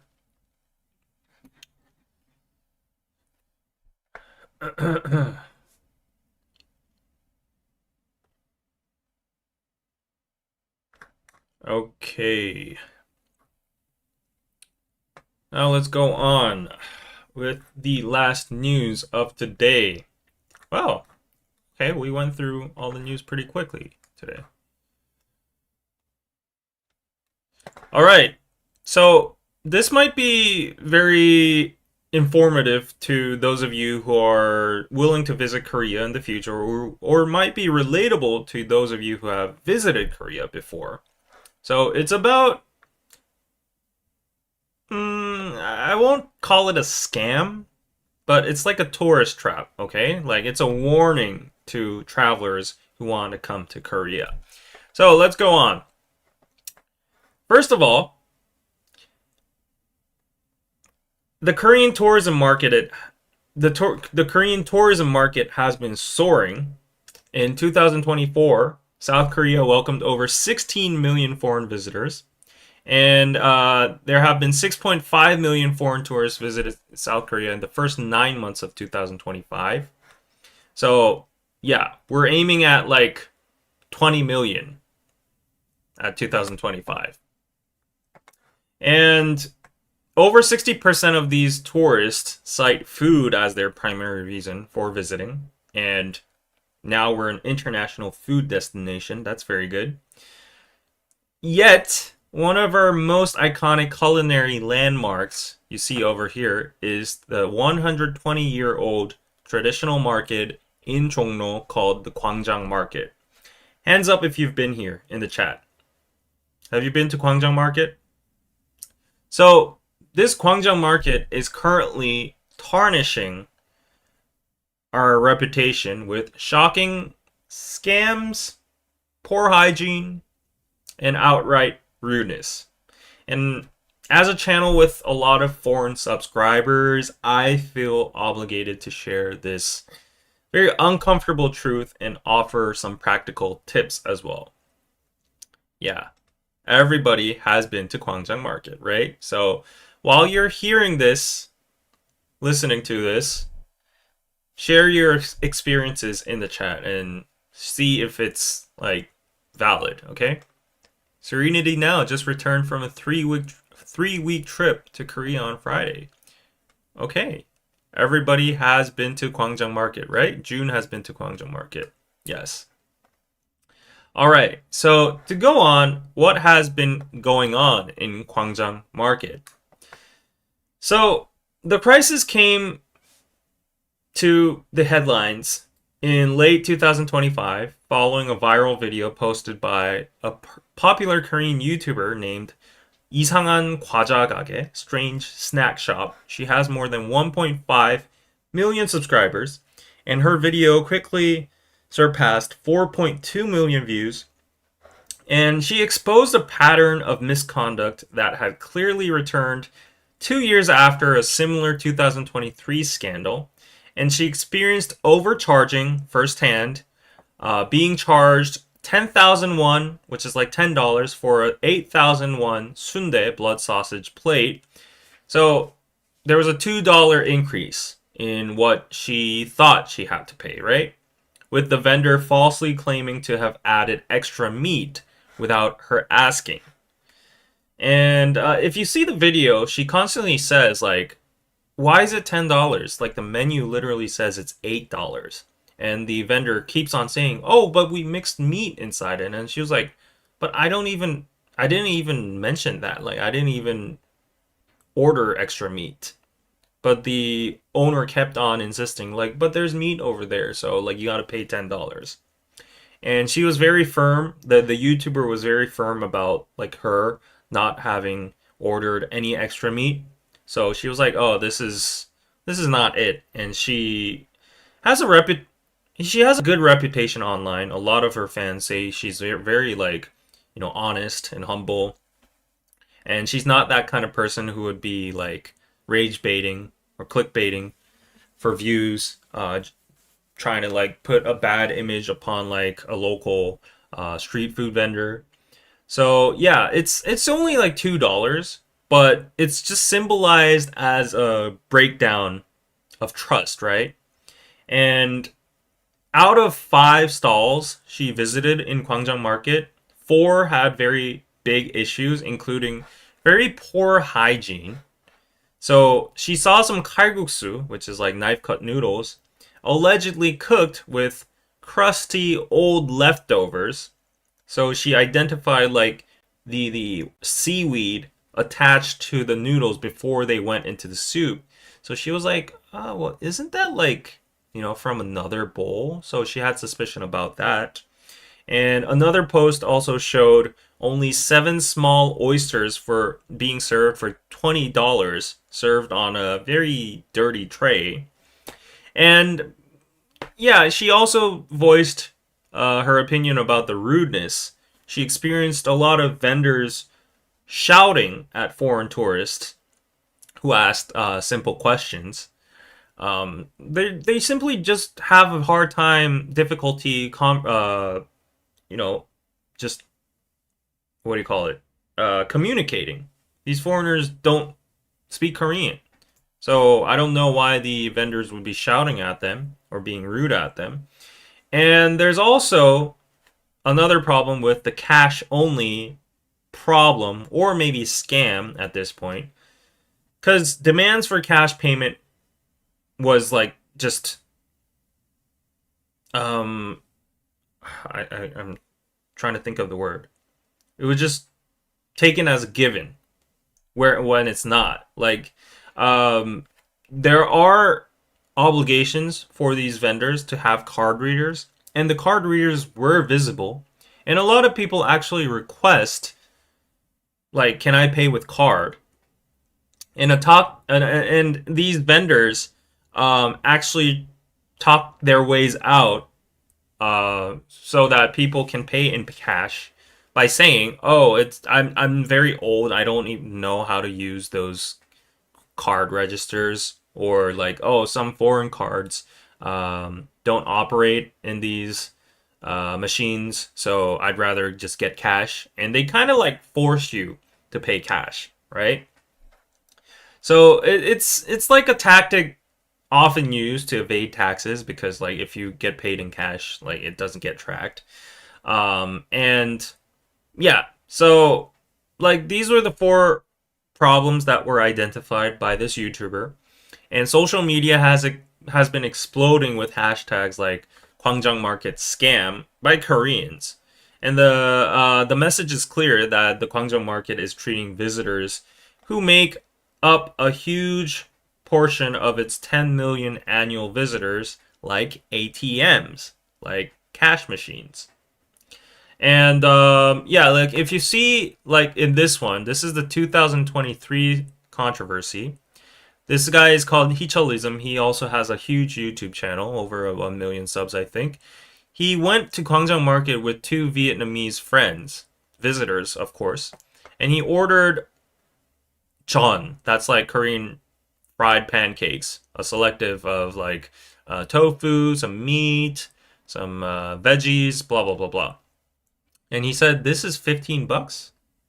Like in US dollars it'd be like 12, but still, you only got like this much, and that's like $12. In Korean price standards, that's not, yeah, that is not a fair price. And he was like surprised. And even the order, the when he was ordering, the owner was like, "Oh, but like if you just order one, it's gonna be small for 3 people, so you need to order more." And he was like, "No, it's okay. We'll just share, and we're gonna go around and like pick up this and that. So like it's okay to just give us one." But he had to insist, like over and over and over again, and had like a little hassle with the vendor, going back and forth saying like, "No, it's really okay, we just want to order one." And there's no rule that you have to order more than 2 servings or anything. Like it's a freaking traditional market, right? But like he was very surprised at the amount that was given for $13. So yeah, I mean, Gwangjang Market is kind of losing its credibility right now. And if you look at the comments online, these are Korean comments translated into English. Some of them might be off, but just to let you guys know the sentiment a little bit, even from Koreans, the Merchant Association's response is legendary. They approached on, oh, they're saying they approached on purpose. They are really crazy people. So what the comments mean by this is that the merchant group, what do you call it? Like there's a merchant organization in the Gwangjang Market, and they actually said that they think the YouTubers are targeting the street vendors, trying to make views and make the tarnish the image of the market. Um, yeah, so that's what they claim, and they're saying like we've been doing like self-regulation policies and efforts, and and also some of these vendors might be in the wrong, but that doesn't represent the whole market. So yeah, like these YouTubers are creating a scene just for their views.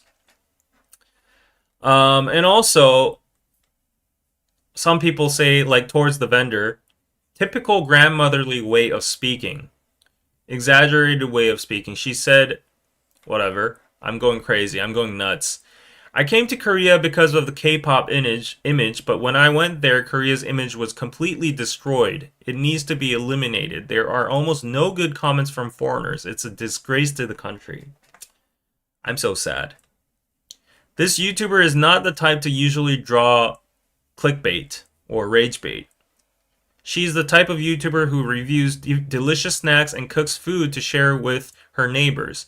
She doesn't say bad things, and when she travels and eats the local food, maybe it's a he, yeah. If he doesn't like it, he talks about it by saying it tastes interesting. It's worth trying once. So that business doesn't get hurt. And I guess they are the only ones who don't know that Gwangjang Market is notorious. That old lady is a repeat offender. Many people have been victims, and some have even called the police. So it's not only these YouTubers that are having problems with these street stalls. So I feel really bad about this, and there are a lot of honest vendors, honestly. And I've been there a couple times for shoots, just showing around my friends and stuff. And the vibes are good. There's a variety of food. There was a Netflix drama filmed there. It's worth visiting. But now, because the reputation is just like tanking, I don't know if I could recommend it. Because, like, when you visit Korea, the interactions between the people are normally what remain the most in, like, your image of a country, right? Like, of course, there's like the flashy, the palaces, and the K-pop, and the vibes of the market itself. But then, like, the actual merchants and the actual human beings you interact with actually shape an image towards a country, right? And your experience, whether it's positive, it's negative. But then this happening, you're getting like scammed, or you overpay and you're getting taken advantage of from certain vendors. It's just so frustrating to see all of that. And I guess it would be frustrating for the honest vendors as well, who are suffering from the collateral damage.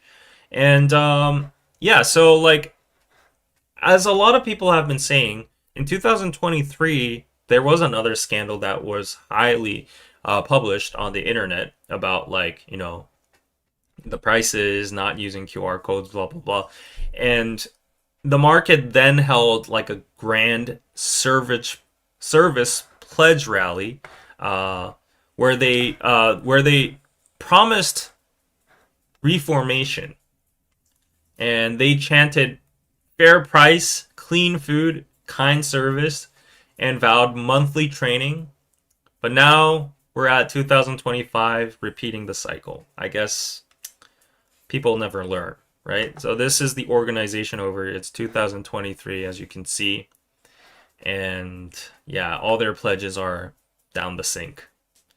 So right now, what the government is trying to do is they're going to take stronger measures, because like it's a highly tourist concentrated area. So Jongno-gu's office is implementing a new 3-strike rule, and if they don't comply to that, it's going to be followed by a 7-day closure, and maybe at the end, like if they get a 3rd strike, it's going to be a permanent ban from the market. So there's going to be transparency, real name ID badges, and QR code menus in 4 languages: English, Japanese, Chinese, and Vietnamese. You can see QR codes over here. I think, yeah, like, even if you're in a traditional market, like, and it's overflowing with like foreigners, then as a business owner, like wouldn't it be like just common sense to have like an English menu at least, right? So QR code menus, I think they're very needed. And the government is also going for accountability. There will be secret shoppers or investigators monitoring the price and service quality of these stalls.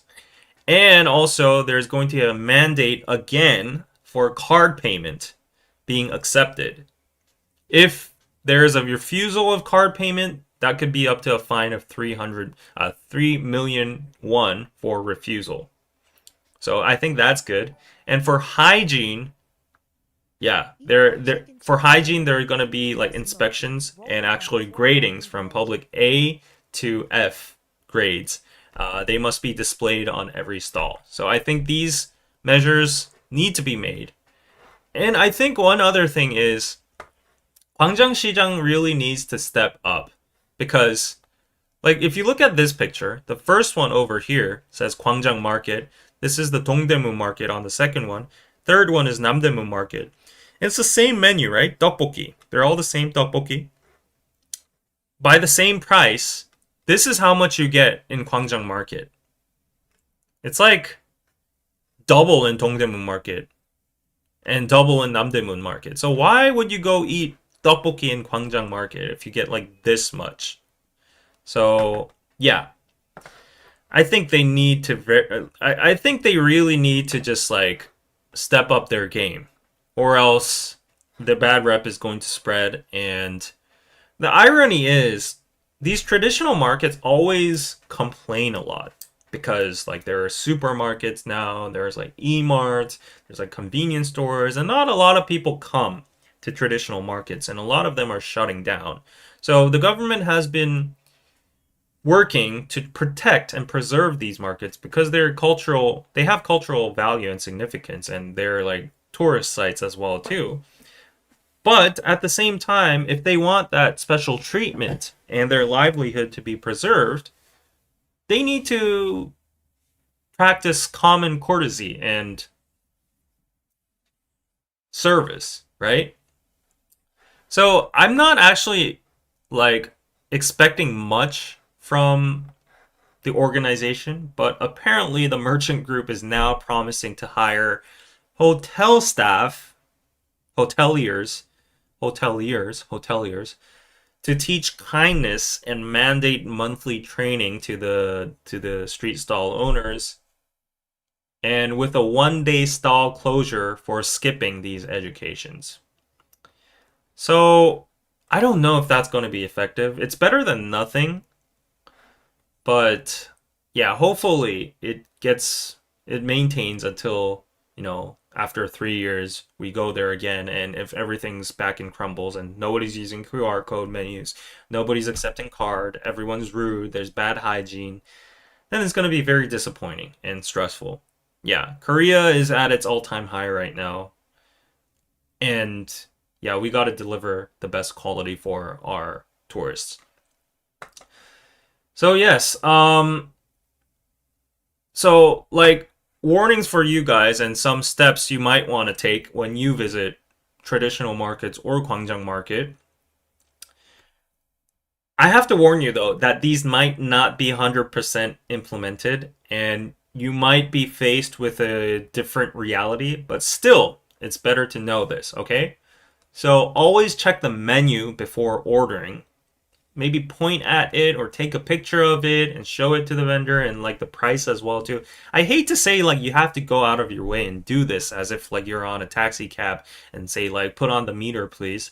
But like do that just in case they up the price like without you knowing, and they just say some gibberish to you because like you have bad communication, just like the YouTuber saying like, oh, it was like these reasons, like you have to pay $10, like $2 more. Do not accept anything offered as extra or an additional mix unless you explicitly ask for it. So if you're ordering tteokbokki for one person, just say like one tteokbokki and point at the price and say like if that's whether that's the right price or not. To be sure, right? Okay. And also insist on card payment. Like that's your right as a visitor in Gwangjang Market. With the new rules, vendors are required to accept cards and they have card machines.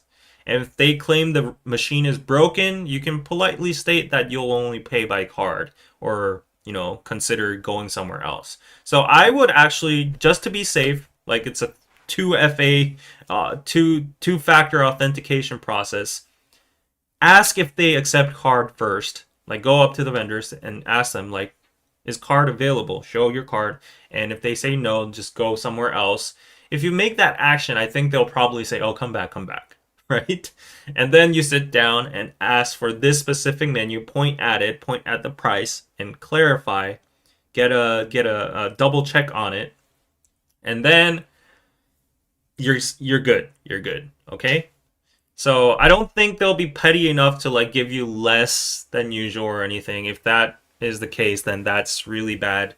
But yeah, there's nothing you can actually do about that. It's just making bad rep for them. But I think those two steps would be very good. One last tip for you guys is there are also alternatives as well. So until Gwangjang Market is proven to be fundamentally changed, you can find authentic, quality street food experiences all over Seoul. Like there are so many different Seoul traditional markets. I've brought like a list of 3 places I visited personally that I thought was interesting. So this is a place called Tongin Market over here. It's located right next to the Gyeongbokgung Palace, so it's not very hard to find. It's on like the west side of Gyeongbokgung Palace. It's in the vicinity. And if you go there, there's a very interesting thing called the Coin Lunchbox Cafe. You can use traditional brass coins that were apparently our currency back in the Joseon Dynasty eras. And of course, you can like trade it with like cash or credit card. So like you can use these coins and go around and spend them at the street stalls and get like a bit of tteokbokki, get a bit of sundae, and then odeng and twigim over here. And you could get it in a little lunchbox and you can go to like a designated spot and eat it. So it's a very unique, interactive, family-friendly experience. And I like the fact that they kind of marketed this and made it their signature so that more young people can come have a date over here. More foreigners can come and experience that. So Tongin Market is one I would recommend. It's near Gyeongbokgung Palace, so do that hanbok experience. Go take a stop over there. Another one is Mangwon Market. This is near the Hongdae area. You need to go like 2 stops more from Hapjeong and Mangwon, I think. And I would say it's a local favorite. It's less touristy, but it's known for fresh produce and excellent modernized street food as well. A lot of locals go here to just eat street food too. It's very authentic, neighborhood feel. It's popular with younger crowds because Han River is very close. They usually stop by Mangwon Market, get some street food, take away, and go to the Han River, Mangwon Han River in walking distance. So I would recommend that. So maybe a day in Hongdae, go do some shopping or whatever, and then go over to Mangwon Market, get some street food, and then take that to Han River. Perfect course, right? The last one is the one that was in front of my old office in Seoul Station. So if you go to Seoul Station, walk a little bit, you'll see Namdaemun Market. So there's this little, I won't say little, but there's like this gate. It's called Namdaemun, Sungnaemun. It's our southern gate that was like the entrance to like the royal palace, and it's like, plaza, right? And it's Seoul's oldest market over here. So like, after seeing that southern gate, you move a little bit and you can see the oldest market with a massive selection of goods. And it's famous for kalguksu. It's famous for what is it? Karchi. It's like a stinky kind of fish, spicy. It's not that stinky, but I really like it. And there's a lot of night market food as well. It's very huge. It's bustling. It has a variety of shopping vendors as well. It's very old though. Like, it's not going to be like the cleanest place, but it's a traditional market. Like, that's what you're expecting, right? So those 3 are the ones I recommend. Tongin, Mangwon, Tongin, Mangwon, and Namdaemun. Yeah, so there you go. Anyways, Gwangjang Market is good. And there's like a Michelin place nearby Gwangjang Market that has raw beef. So if you want to try that, go for it. But I'm just saying there are alternatives as well. I am in no way trying to like make a smear campaign on Gwangjang Market. These are all like published news over the week about this YouTuber like calling them out, and it was happening in 2023. So yeah, hopefully it gets fixed. Hopefully you don't get scammed in Gwangjang Market. Just know your two rules. Hopefully that's helpful. Okay, you got a super chat. All right. Lynn, thank you so much for the $20. Pizza, eat well, chicken dinner. Thank you so much. Yeah, if you want some Korean fried chicken, if you want some 닭강정, these are like the boneless small balls of chicken. These markets are perfect places to buy them. Yeah, go to Tongin Market and get some 닭강정 on your lunch boxes. Any seasoned traveler to Korea knows better not to go to Myeongdong. I'm glad that you mentioned this because, like, if you go to Myeongdong, you'll see a few selective street stalls over there. They're very overpriced. I know, like, you're just in the shopping district and it's the tourist area, and there's a lot of like good smells coming out from the street stalls. So you get tempted and you're like, oh, a corn dog's like $5, but let's just go for it. Oh, like this, like, I don't know, like fruit, a pack of fruit slushy or whatever, it's like $5. Let's go for it. So like, yeah, when you're just traveling, that's, I guess, that's just like you have to deal with that, like the overpriced things, the tourist traps. But yeah, there are more authentic places you can visit.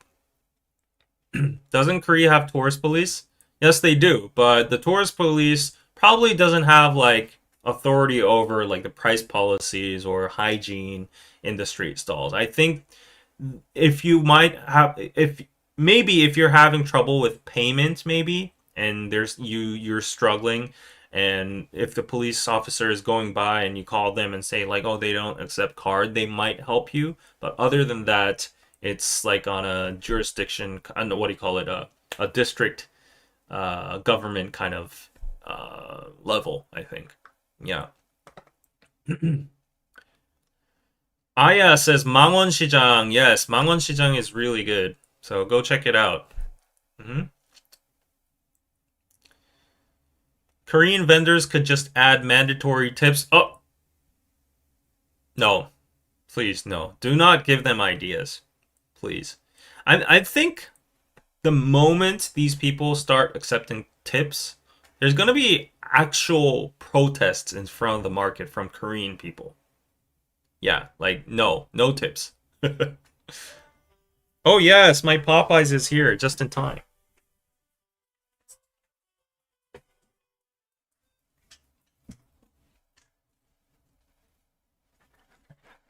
Nice, I like that. It's like a sampler lunchbox. Exactly. It's very fun. I've done it before for a video in the old days of DKDKTV. So, just to show you how it looks like this. You can go around the market. You can get some kimbap, some hamburg steak, some 닭강정, some fried food. And yeah, it's a very fun activity. Some soup, some odeng, some skewers. It's very good, right? You can get some japchae. And it's good that you don't have to buy it from only one stall. You get these like coins and you go around and use them as payment. So you can, if you see this sign, you can go up to that place and say like, can I use it for some donuts over here? So yeah, very interesting, right? So I definitely recommend Tongin Market while you're at the Gyeongbokgung area. Hello, the Bard. Mangwon Market, that's my neighborhood and it's the best. Yes. Tourists are missing out on Mangwon Market. Maybe I should do a live stream over there. Yes, but yeah, put Mangwon Market on your list if you're visiting. I honestly think, like, this is my totally honest opinion. Maybe just me being a Korean, I don't really see the appeal of these traditional markets.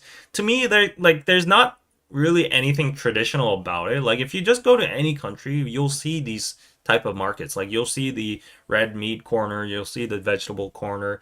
Every country in the world has a market, right? So this is a Korean type of market, and you'll see the vibes. Like it's a little bit different because like they're Korean people and Korean food, and the ingredients are different and whatnot. But I don't think there's like a very spectacular thing about traditional markets. But then that's also just me being a Korean person being used to it. But then also, I don't even go to these traditional markets. Most local people don't go to these traditional markets. Now, like, I think a lot of them are just like fueled by tourists and maybe old people, because younger people like the convenience, they like the hygiene. They don't like food being exposed out and displayed out in stalls.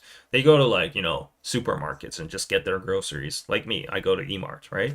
So, yeah, I think ajumas, grandmas, they still prefer the markets because they can maybe haggle a little bit. They can maybe bargain, uh, maybe buy in bulk or like little servings, or they can find like ingredients they can't find in supermarkets that are a little bit more obscure, or they have a certain place that the kimchi tastes like amazing.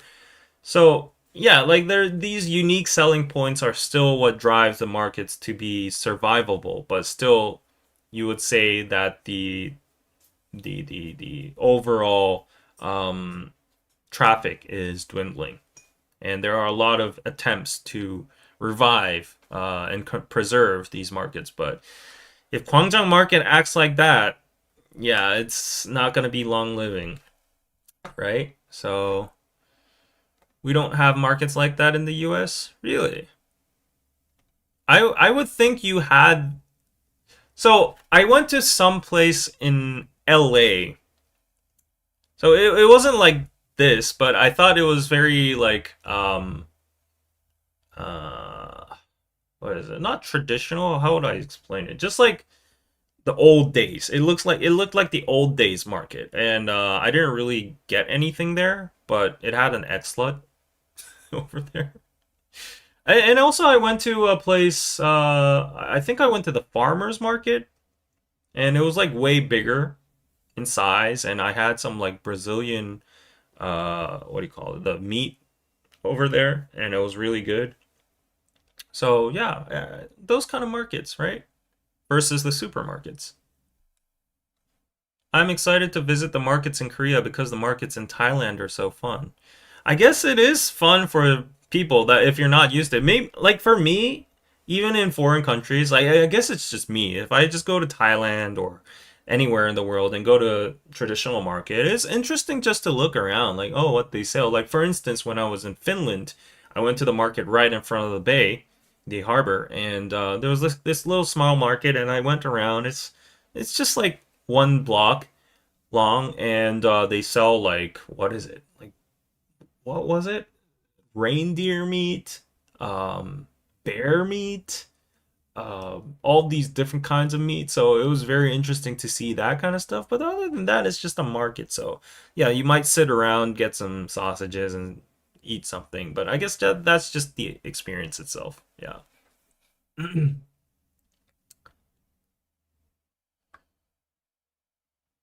Yeah.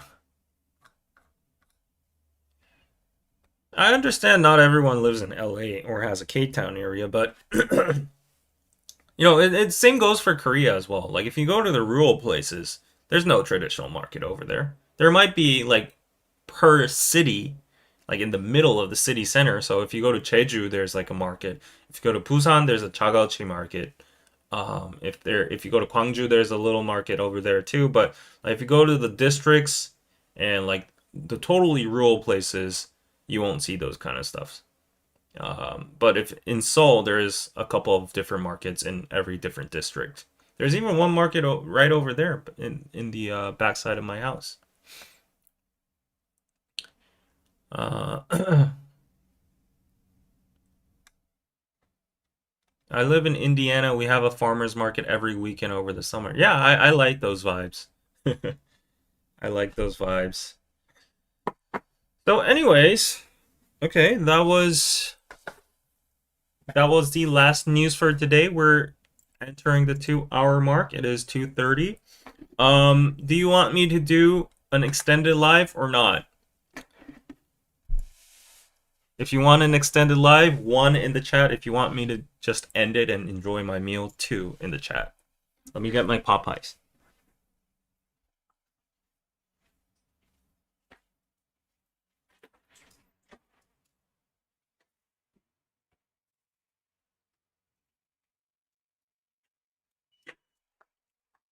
I don't know why, but it's getting hot.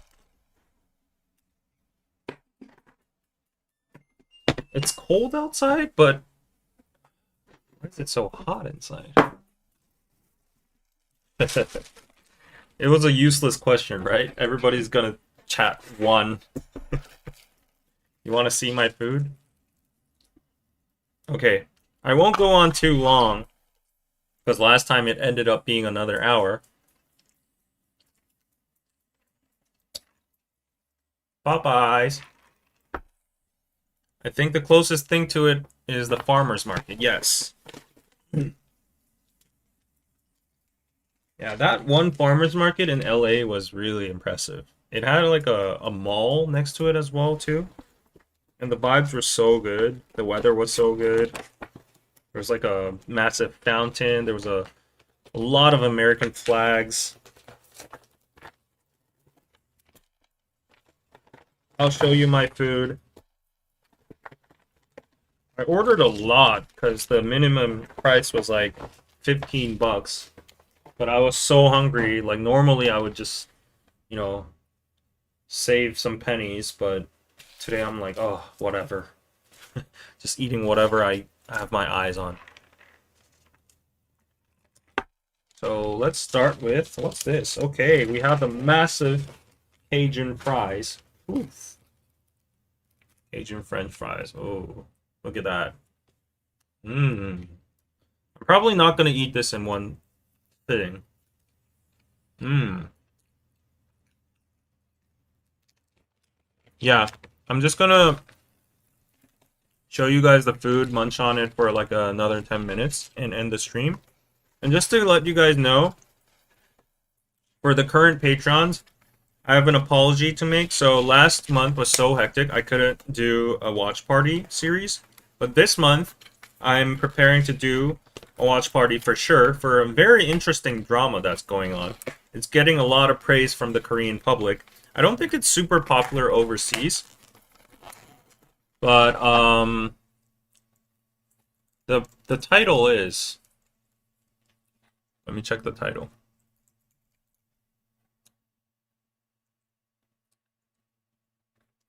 It's on Netflix.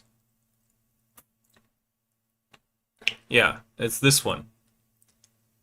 The Dream Life of Mr. Kim. Yeah. The Dream Life of Mr. Kim, who has a house in Seoul and goes to a big company, Taegyeop. This guy's the lead, and apparently it's very, very realistic. A lot of people who have like corporate jobs in Korea are like, wow, it can't get even more realistic than that. So I'm very interested in watching it as well. I've seen some clips, and it was, yeah, it was pretty. It grabbed my attention, and Danny actually said it's very interesting too. So yeah, it's making that reach. So I'm gonna be watching that on Patreon. So if you want to join the watch party, please do. It's only $5 a month. Ooh, yeah, I saw that one. Looks very good. I was gonna watch that drama soon. Okay. Well, you might watch it with me. Only $5. The whole thing. So, I'm gonna watch this one. And let's see.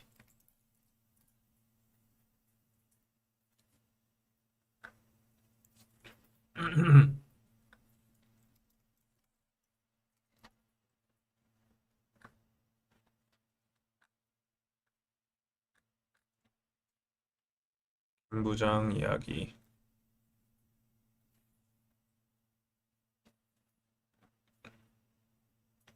I'm trying to find a trailer on Netflix, guys, with my oily hands. Very hard to type.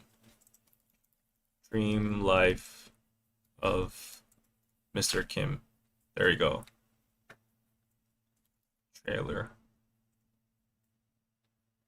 Okay, let's watch the trailer together and see if it's going to be a worthy watch.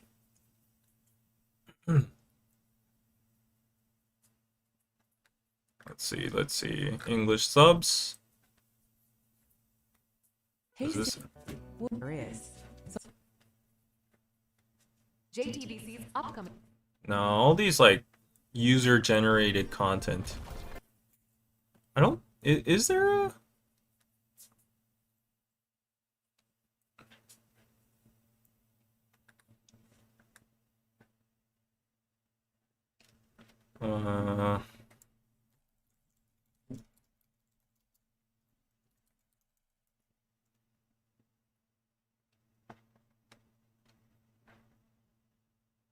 Okay, let's just watch a Korean teaser. I can't find an English one. Sorry about that.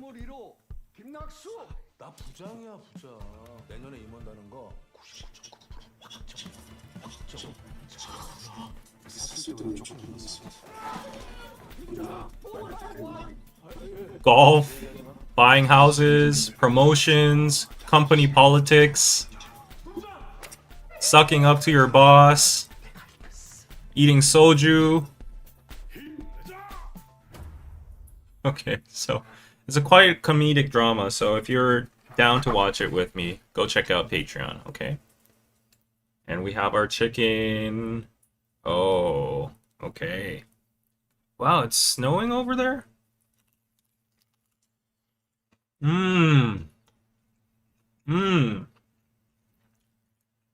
This Popeye chicken's hitting hard. Alright.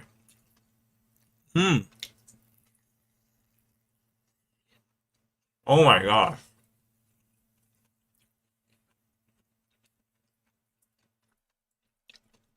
Sharon, you were the one of 6.5 million who visited last year, didn't get to Gwangjang, but want to go next year when I hope to come back. Thanks for the heads up.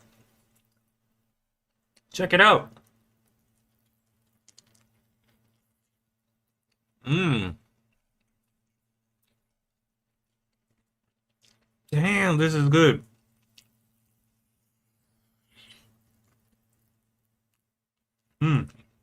Wow. Oh, maybe I was like unintentionally just geared towards having chicken because of the first news about the AI Gambu chicken.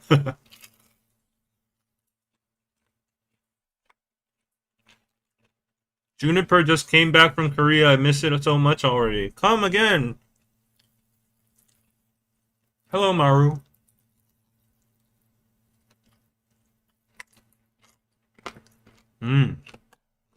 Oh.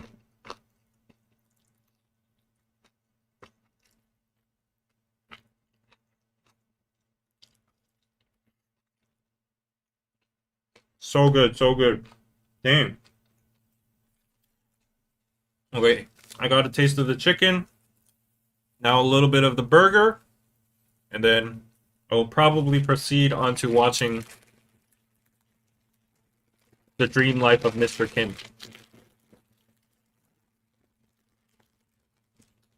Ooh, look at this Louisiana Cajun burger. Oh, wow. Look at that big fat chicken in there.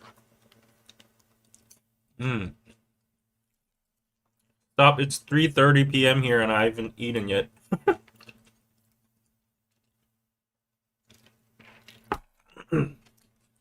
Wow, look at this.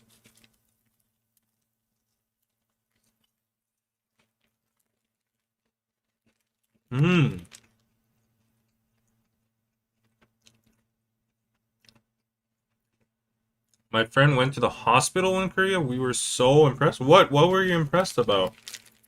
About a hospital? I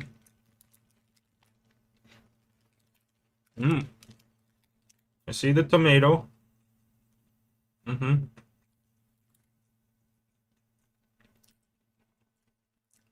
sure people have asked, but would you consider hosting tours for English-speaking tourists? Yeah, for sure. But then I know that it's technically illegal to be a tour guide. So I could be like a tour mate, maybe.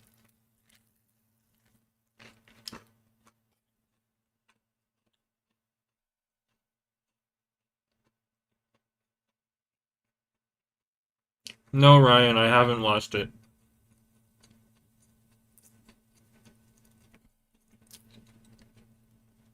The affordability and quality of care.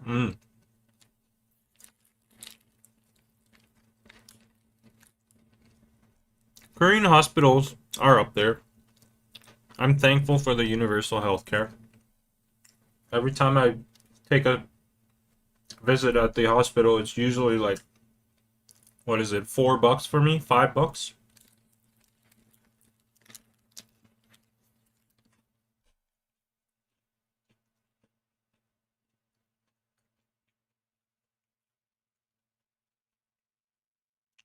Why is it illegal? Because you need to have a certified tour guide license to become a official tour guide and do tours here. They test you on history, language, English, um, all these kind of things. And you need to take responsibility of the safety of your guests. So if anything goes wrong, there needs you people need someone to blame and take accountability. That's the role of a tour guide.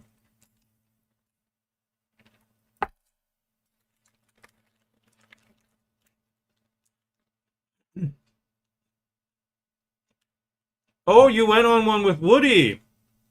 Yeah, that's the guy I watch so much nowadays. I actually got a lot of inspiration from his content for my short forms as well too. I love his content. Nowadays he's eating like American snacks, but I just love his like wholesome stories about his family and just eating alone and all that. Actually, I heard it takes a little bit of time to prep for it.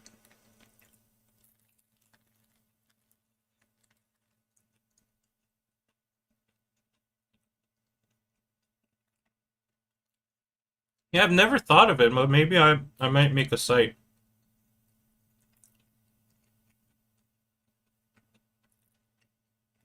Invite Woody on for a podcast? Maybe, yeah. Oh, we got the pickles over here.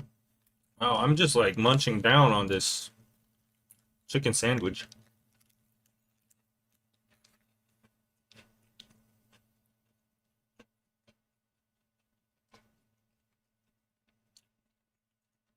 Yeah, I go to the doctor when I got a cold because normally I believe in like natural like immune system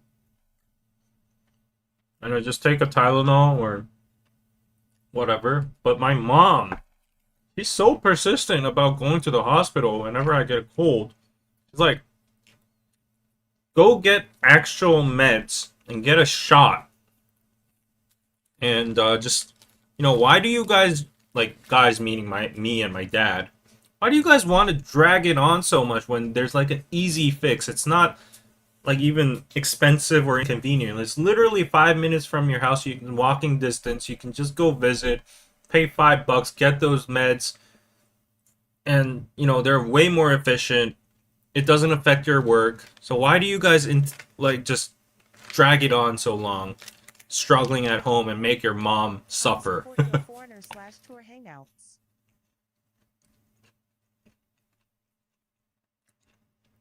I'll support your foreigner tour hangouts. Thank you for the 20 pizza, chicken, sandwich. Okay. I mean, so to be honest, I'll be totally honest. I love doing it anyways. Like, I love hanging out with my subscribers. I do it for free, for God's sake. Like if you reach out to me, okay, I'll just put it out there though. I can't accommodate everyone that reaches out to me and say like they're visiting Korea. Would you like to meet up? But for the people in the chat that I recognize and that have been generous towards me, and have been supporting me for years or financially, if they reach out to me via email that they're visiting Korea and could you have some time to meet up, like have a coffee, whatever, I'm down. Like I'm no celebrity. I'm just like a normal guy over here. So I'm willing to show you my neighborhood, go take you to a nice restaurant and all that. So I already do that. So it's not like I don't like the activity itself, but when it's commercialized or like monetized, first of all, my nature is like so very. I like everything to be perfect, so I kind of overdo myself sometimes, and I want every experience to be positive, perfect, flawless. So I think it's going to be very kind of burdensome on my mind and myself. That's one thing. I'd be like scheduling, oh, which place is the best place to go? What time do we have to go to not wait? Like it's probably gonna be hot this time, so we'll probably have to like be in the shades and have like a way to move with AC, like blah blah blah. Or there might be a lot of stairs here, so we can avoid. So I'd have to micromanage and plan all of that for like the best experience. Especially if it's like a paid service, right? So that's one burden on my end. Also, another one would be my entrepreneur spirit that I have that one day I want to become a business owner, a thriving business owner. I've tried businesses here and there. They were relatively okay. I don't say they failed or anything. We made money, but because of realistic issues like human factors or just life or scalability issues, they're now like discontinued. But one day I would like to make a actual like money making business, whatever it is. And the point of a business is, of course, like you have to start from scratch and you have to put your labor into it. But my mind is like, that saying, like if you're not making money while you're sleeping, then you'll be broke for the rest of your life. I actually believe that's true in this capitalistic society. So you need to make a system that works for you, an automated system, and you need to use delegation and hire employees. That's like 101 of business, right? And the guide for what do you call it? The model for being a tour guide though is like you have to physically be there all the time and dedicate your physical labor and strength and time and energy, and the outcome from it would be very delightful, of course, because like I'm meeting people and I'm getting some money out of it as well too. But at the end of the day, it's like a one-to-one conversion with my time, energy, labor to a certain cost. And on the flip side, with that time, I could be doing something else as well too. It might be more productive, it might be not, but it might be focused on YouTube. So it's like a constant like tug of war in my mind whether this is a good use of my time or not. So that's another thing. So those two things would be the barrier for me to get into this business. But ironically, I do it for free. I actually prefer doing it for free because first of all, it eliminates the first concern that not everything has to be perfect. It relieves the burden of me giving a paid service. So I'm just hanging out with you guys and going out like as if friends are meeting. So I'd rather do it for free than make it a paid service and not have the obligation to commit and treat it like a business and make like a time schedule and get more customers. I could see it getting profitable maybe, but then scalable, I don't know. So yeah.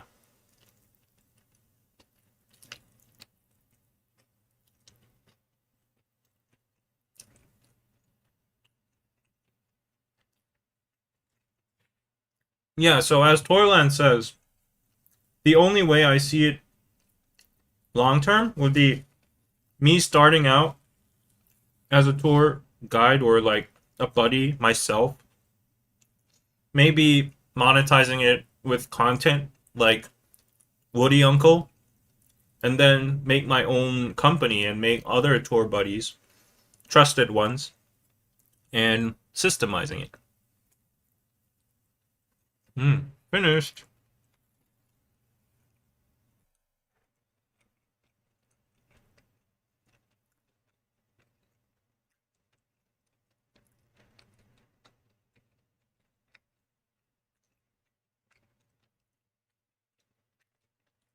Why were you too shy to approach me? No. Maybe next time, yeah.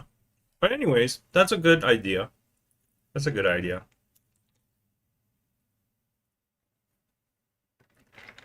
Okay, I finished my hamburger in one go. That was really good. Oh my gosh. Now I'm thriving. Now I can do more. But maybe do it like a rent a friend service. Yeah. Anna has always been telling me before COVID there was a rent an oppa service. It disappeared with COVID because nobody was coming. But maybe if I revive it, it'd be successful. I just cast attractive oppas or Korean guys that speak some English, and they show around their neighborhood or areas that they're comfortable with. Go to Han River with you. Like Japan has rent a boyfriend. Yeah. Anna was like, David, this is a gold mine. We gotta do it. And I was like, yeah, I think it'll work. But I never took it seriously. Should I do rent a oppa? Would you rent an oppa in Korea when you're here?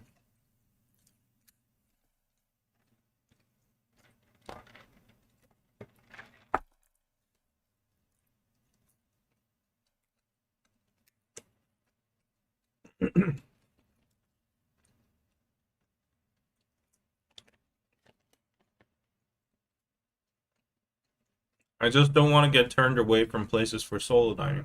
Valid point.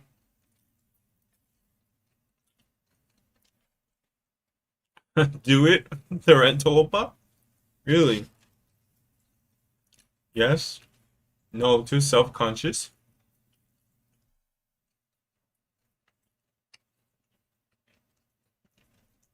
Oh, rent a 친구. Oh, Ryan, we would rent a Nuna.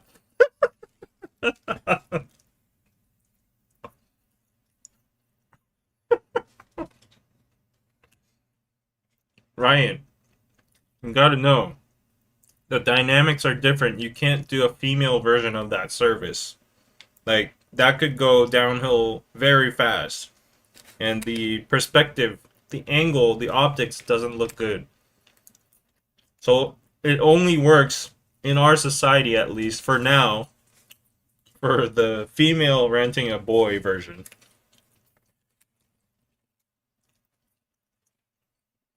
Rent a 친구 is really nice. Actually, that's a really good name.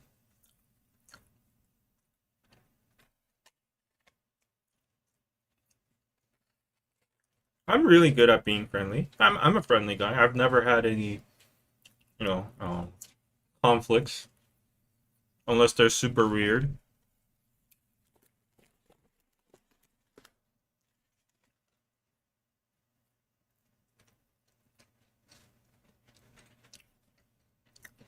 Yeah, maybe I'll try it out in my free time.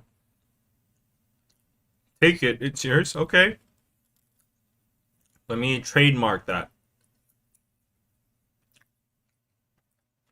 Maybe host meet and greets. That's what you used to do in Naked Soul. And some people showed up. It was like a group of 10. And we just talked about dating in Korea or blah, blah, blah, blah.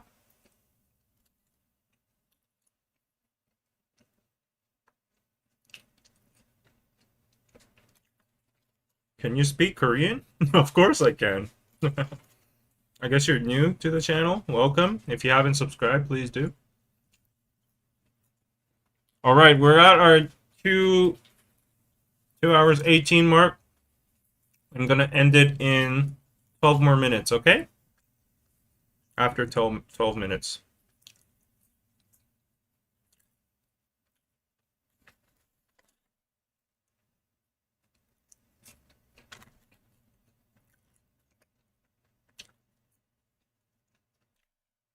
I think the rent a chingu idea is good because I don't know, maybe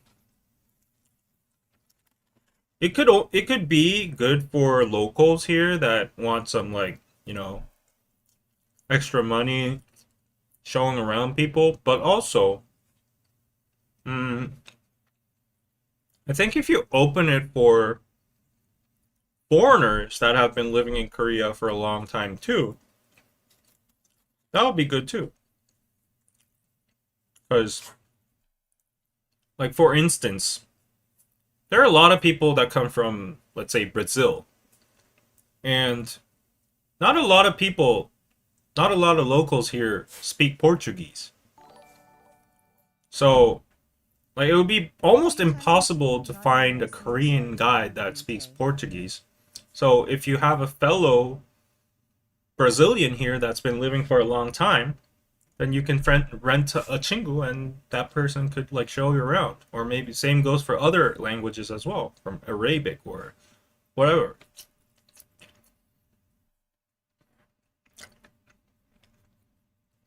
Ash Song, thank you for the $7,500. Tatiana 사랑해? What's that? Who's Tatiana?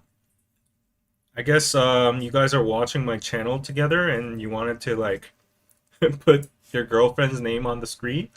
Maybe? Thank you for the 7,500 one.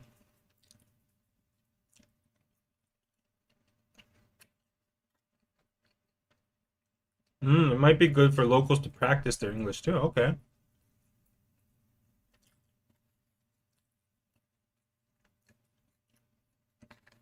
You eat fries like Jungkook? Like what? Fast?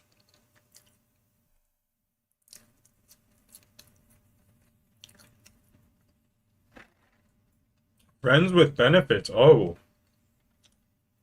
rent a friend with benefit. That makes totally nonsense.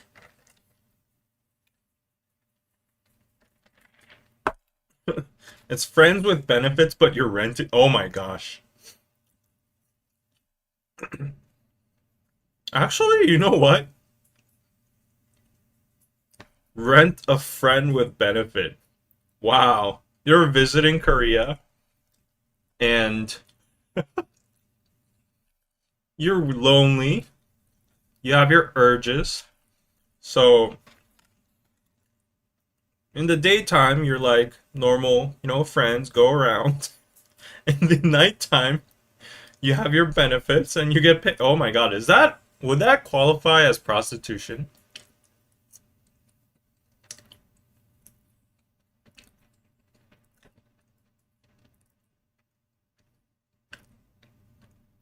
정확해요. Okay. Tatiana, you have a lovely boyfriend.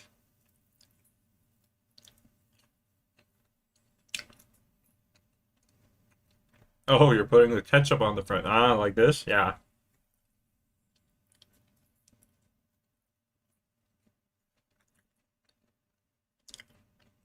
Okay, this is way too much. I'm gonna save it for dinner. Or maybe tomorrow.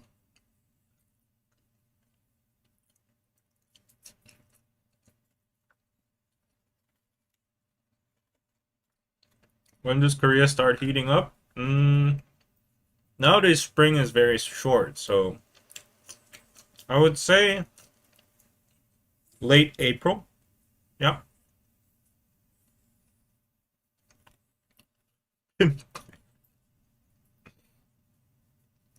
I mean, I can make the rent a chingu service and then make a make like, categories like travel buddy, food buddy, um tour buddy, whatever, blah blah blah, and then at the end question mark, and like wink emoji.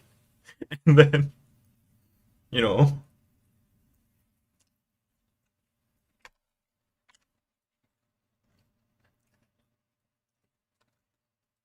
prostitution is illegal in Korea.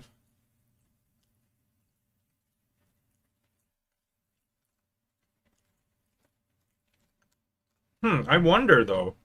I wonder, since the topic is out,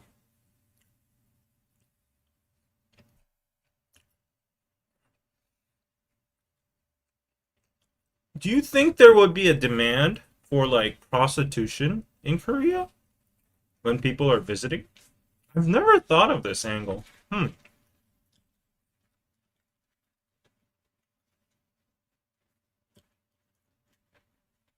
Because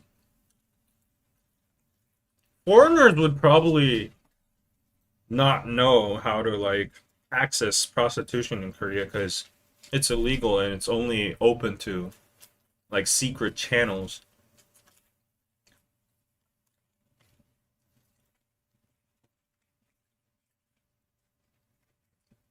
I mean, I could bring my female clients to host bars.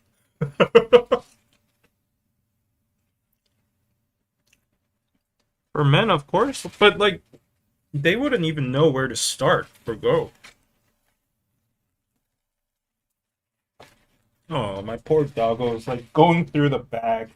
안 돼, 안 돼. 안 돼, 없어. She's eating lettuce. No, there was mayo on it. 안 돼. 안 돼. Poor doggo. No, actually, she didn't even eat the lettuce. She spit it out.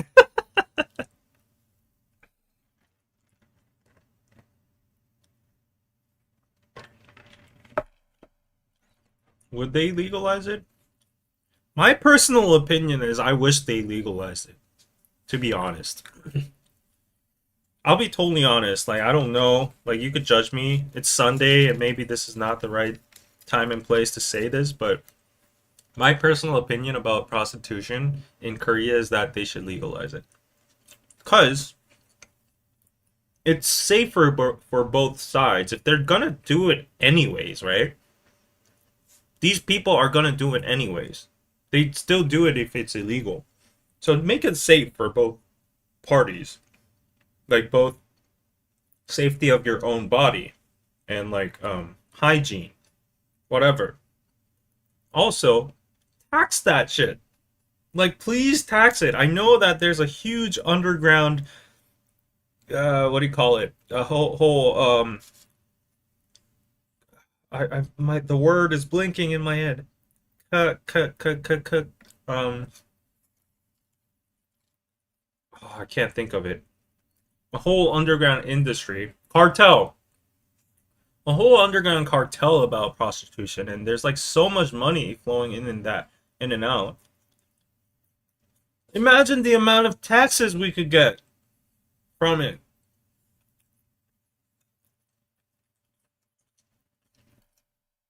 It's proven that it's safer when it's legal. It's like, yeah, and like it's proven that prostitution will not disappear.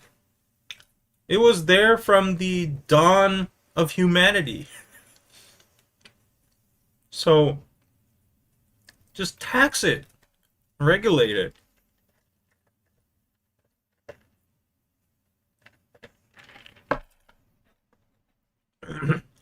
I mean, leave the moral judging to the public and society, whatever. But at least tax it and make it safe.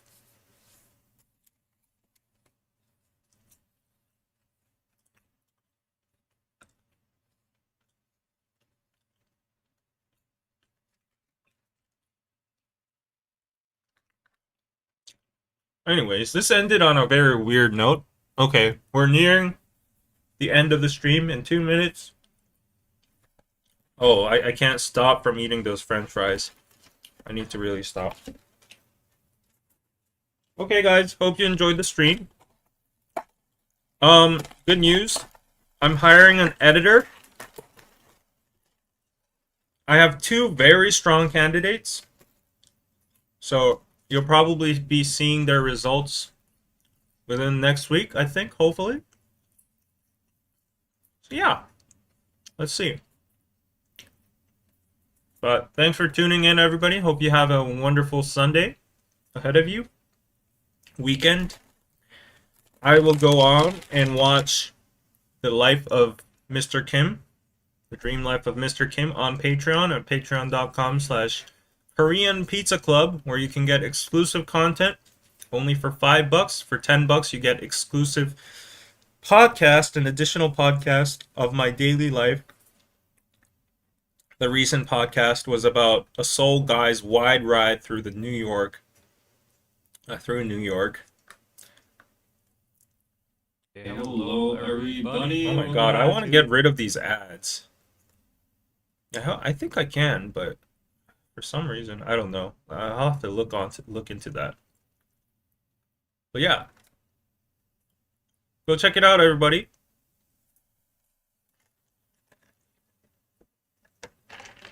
The shorts Danny and I are doing, they're new experiments, and yeah, we're actually filming more today, so look out for more. Okay, guys, bye bye. Ending in 5, 4, 3, 2, 1. Bye.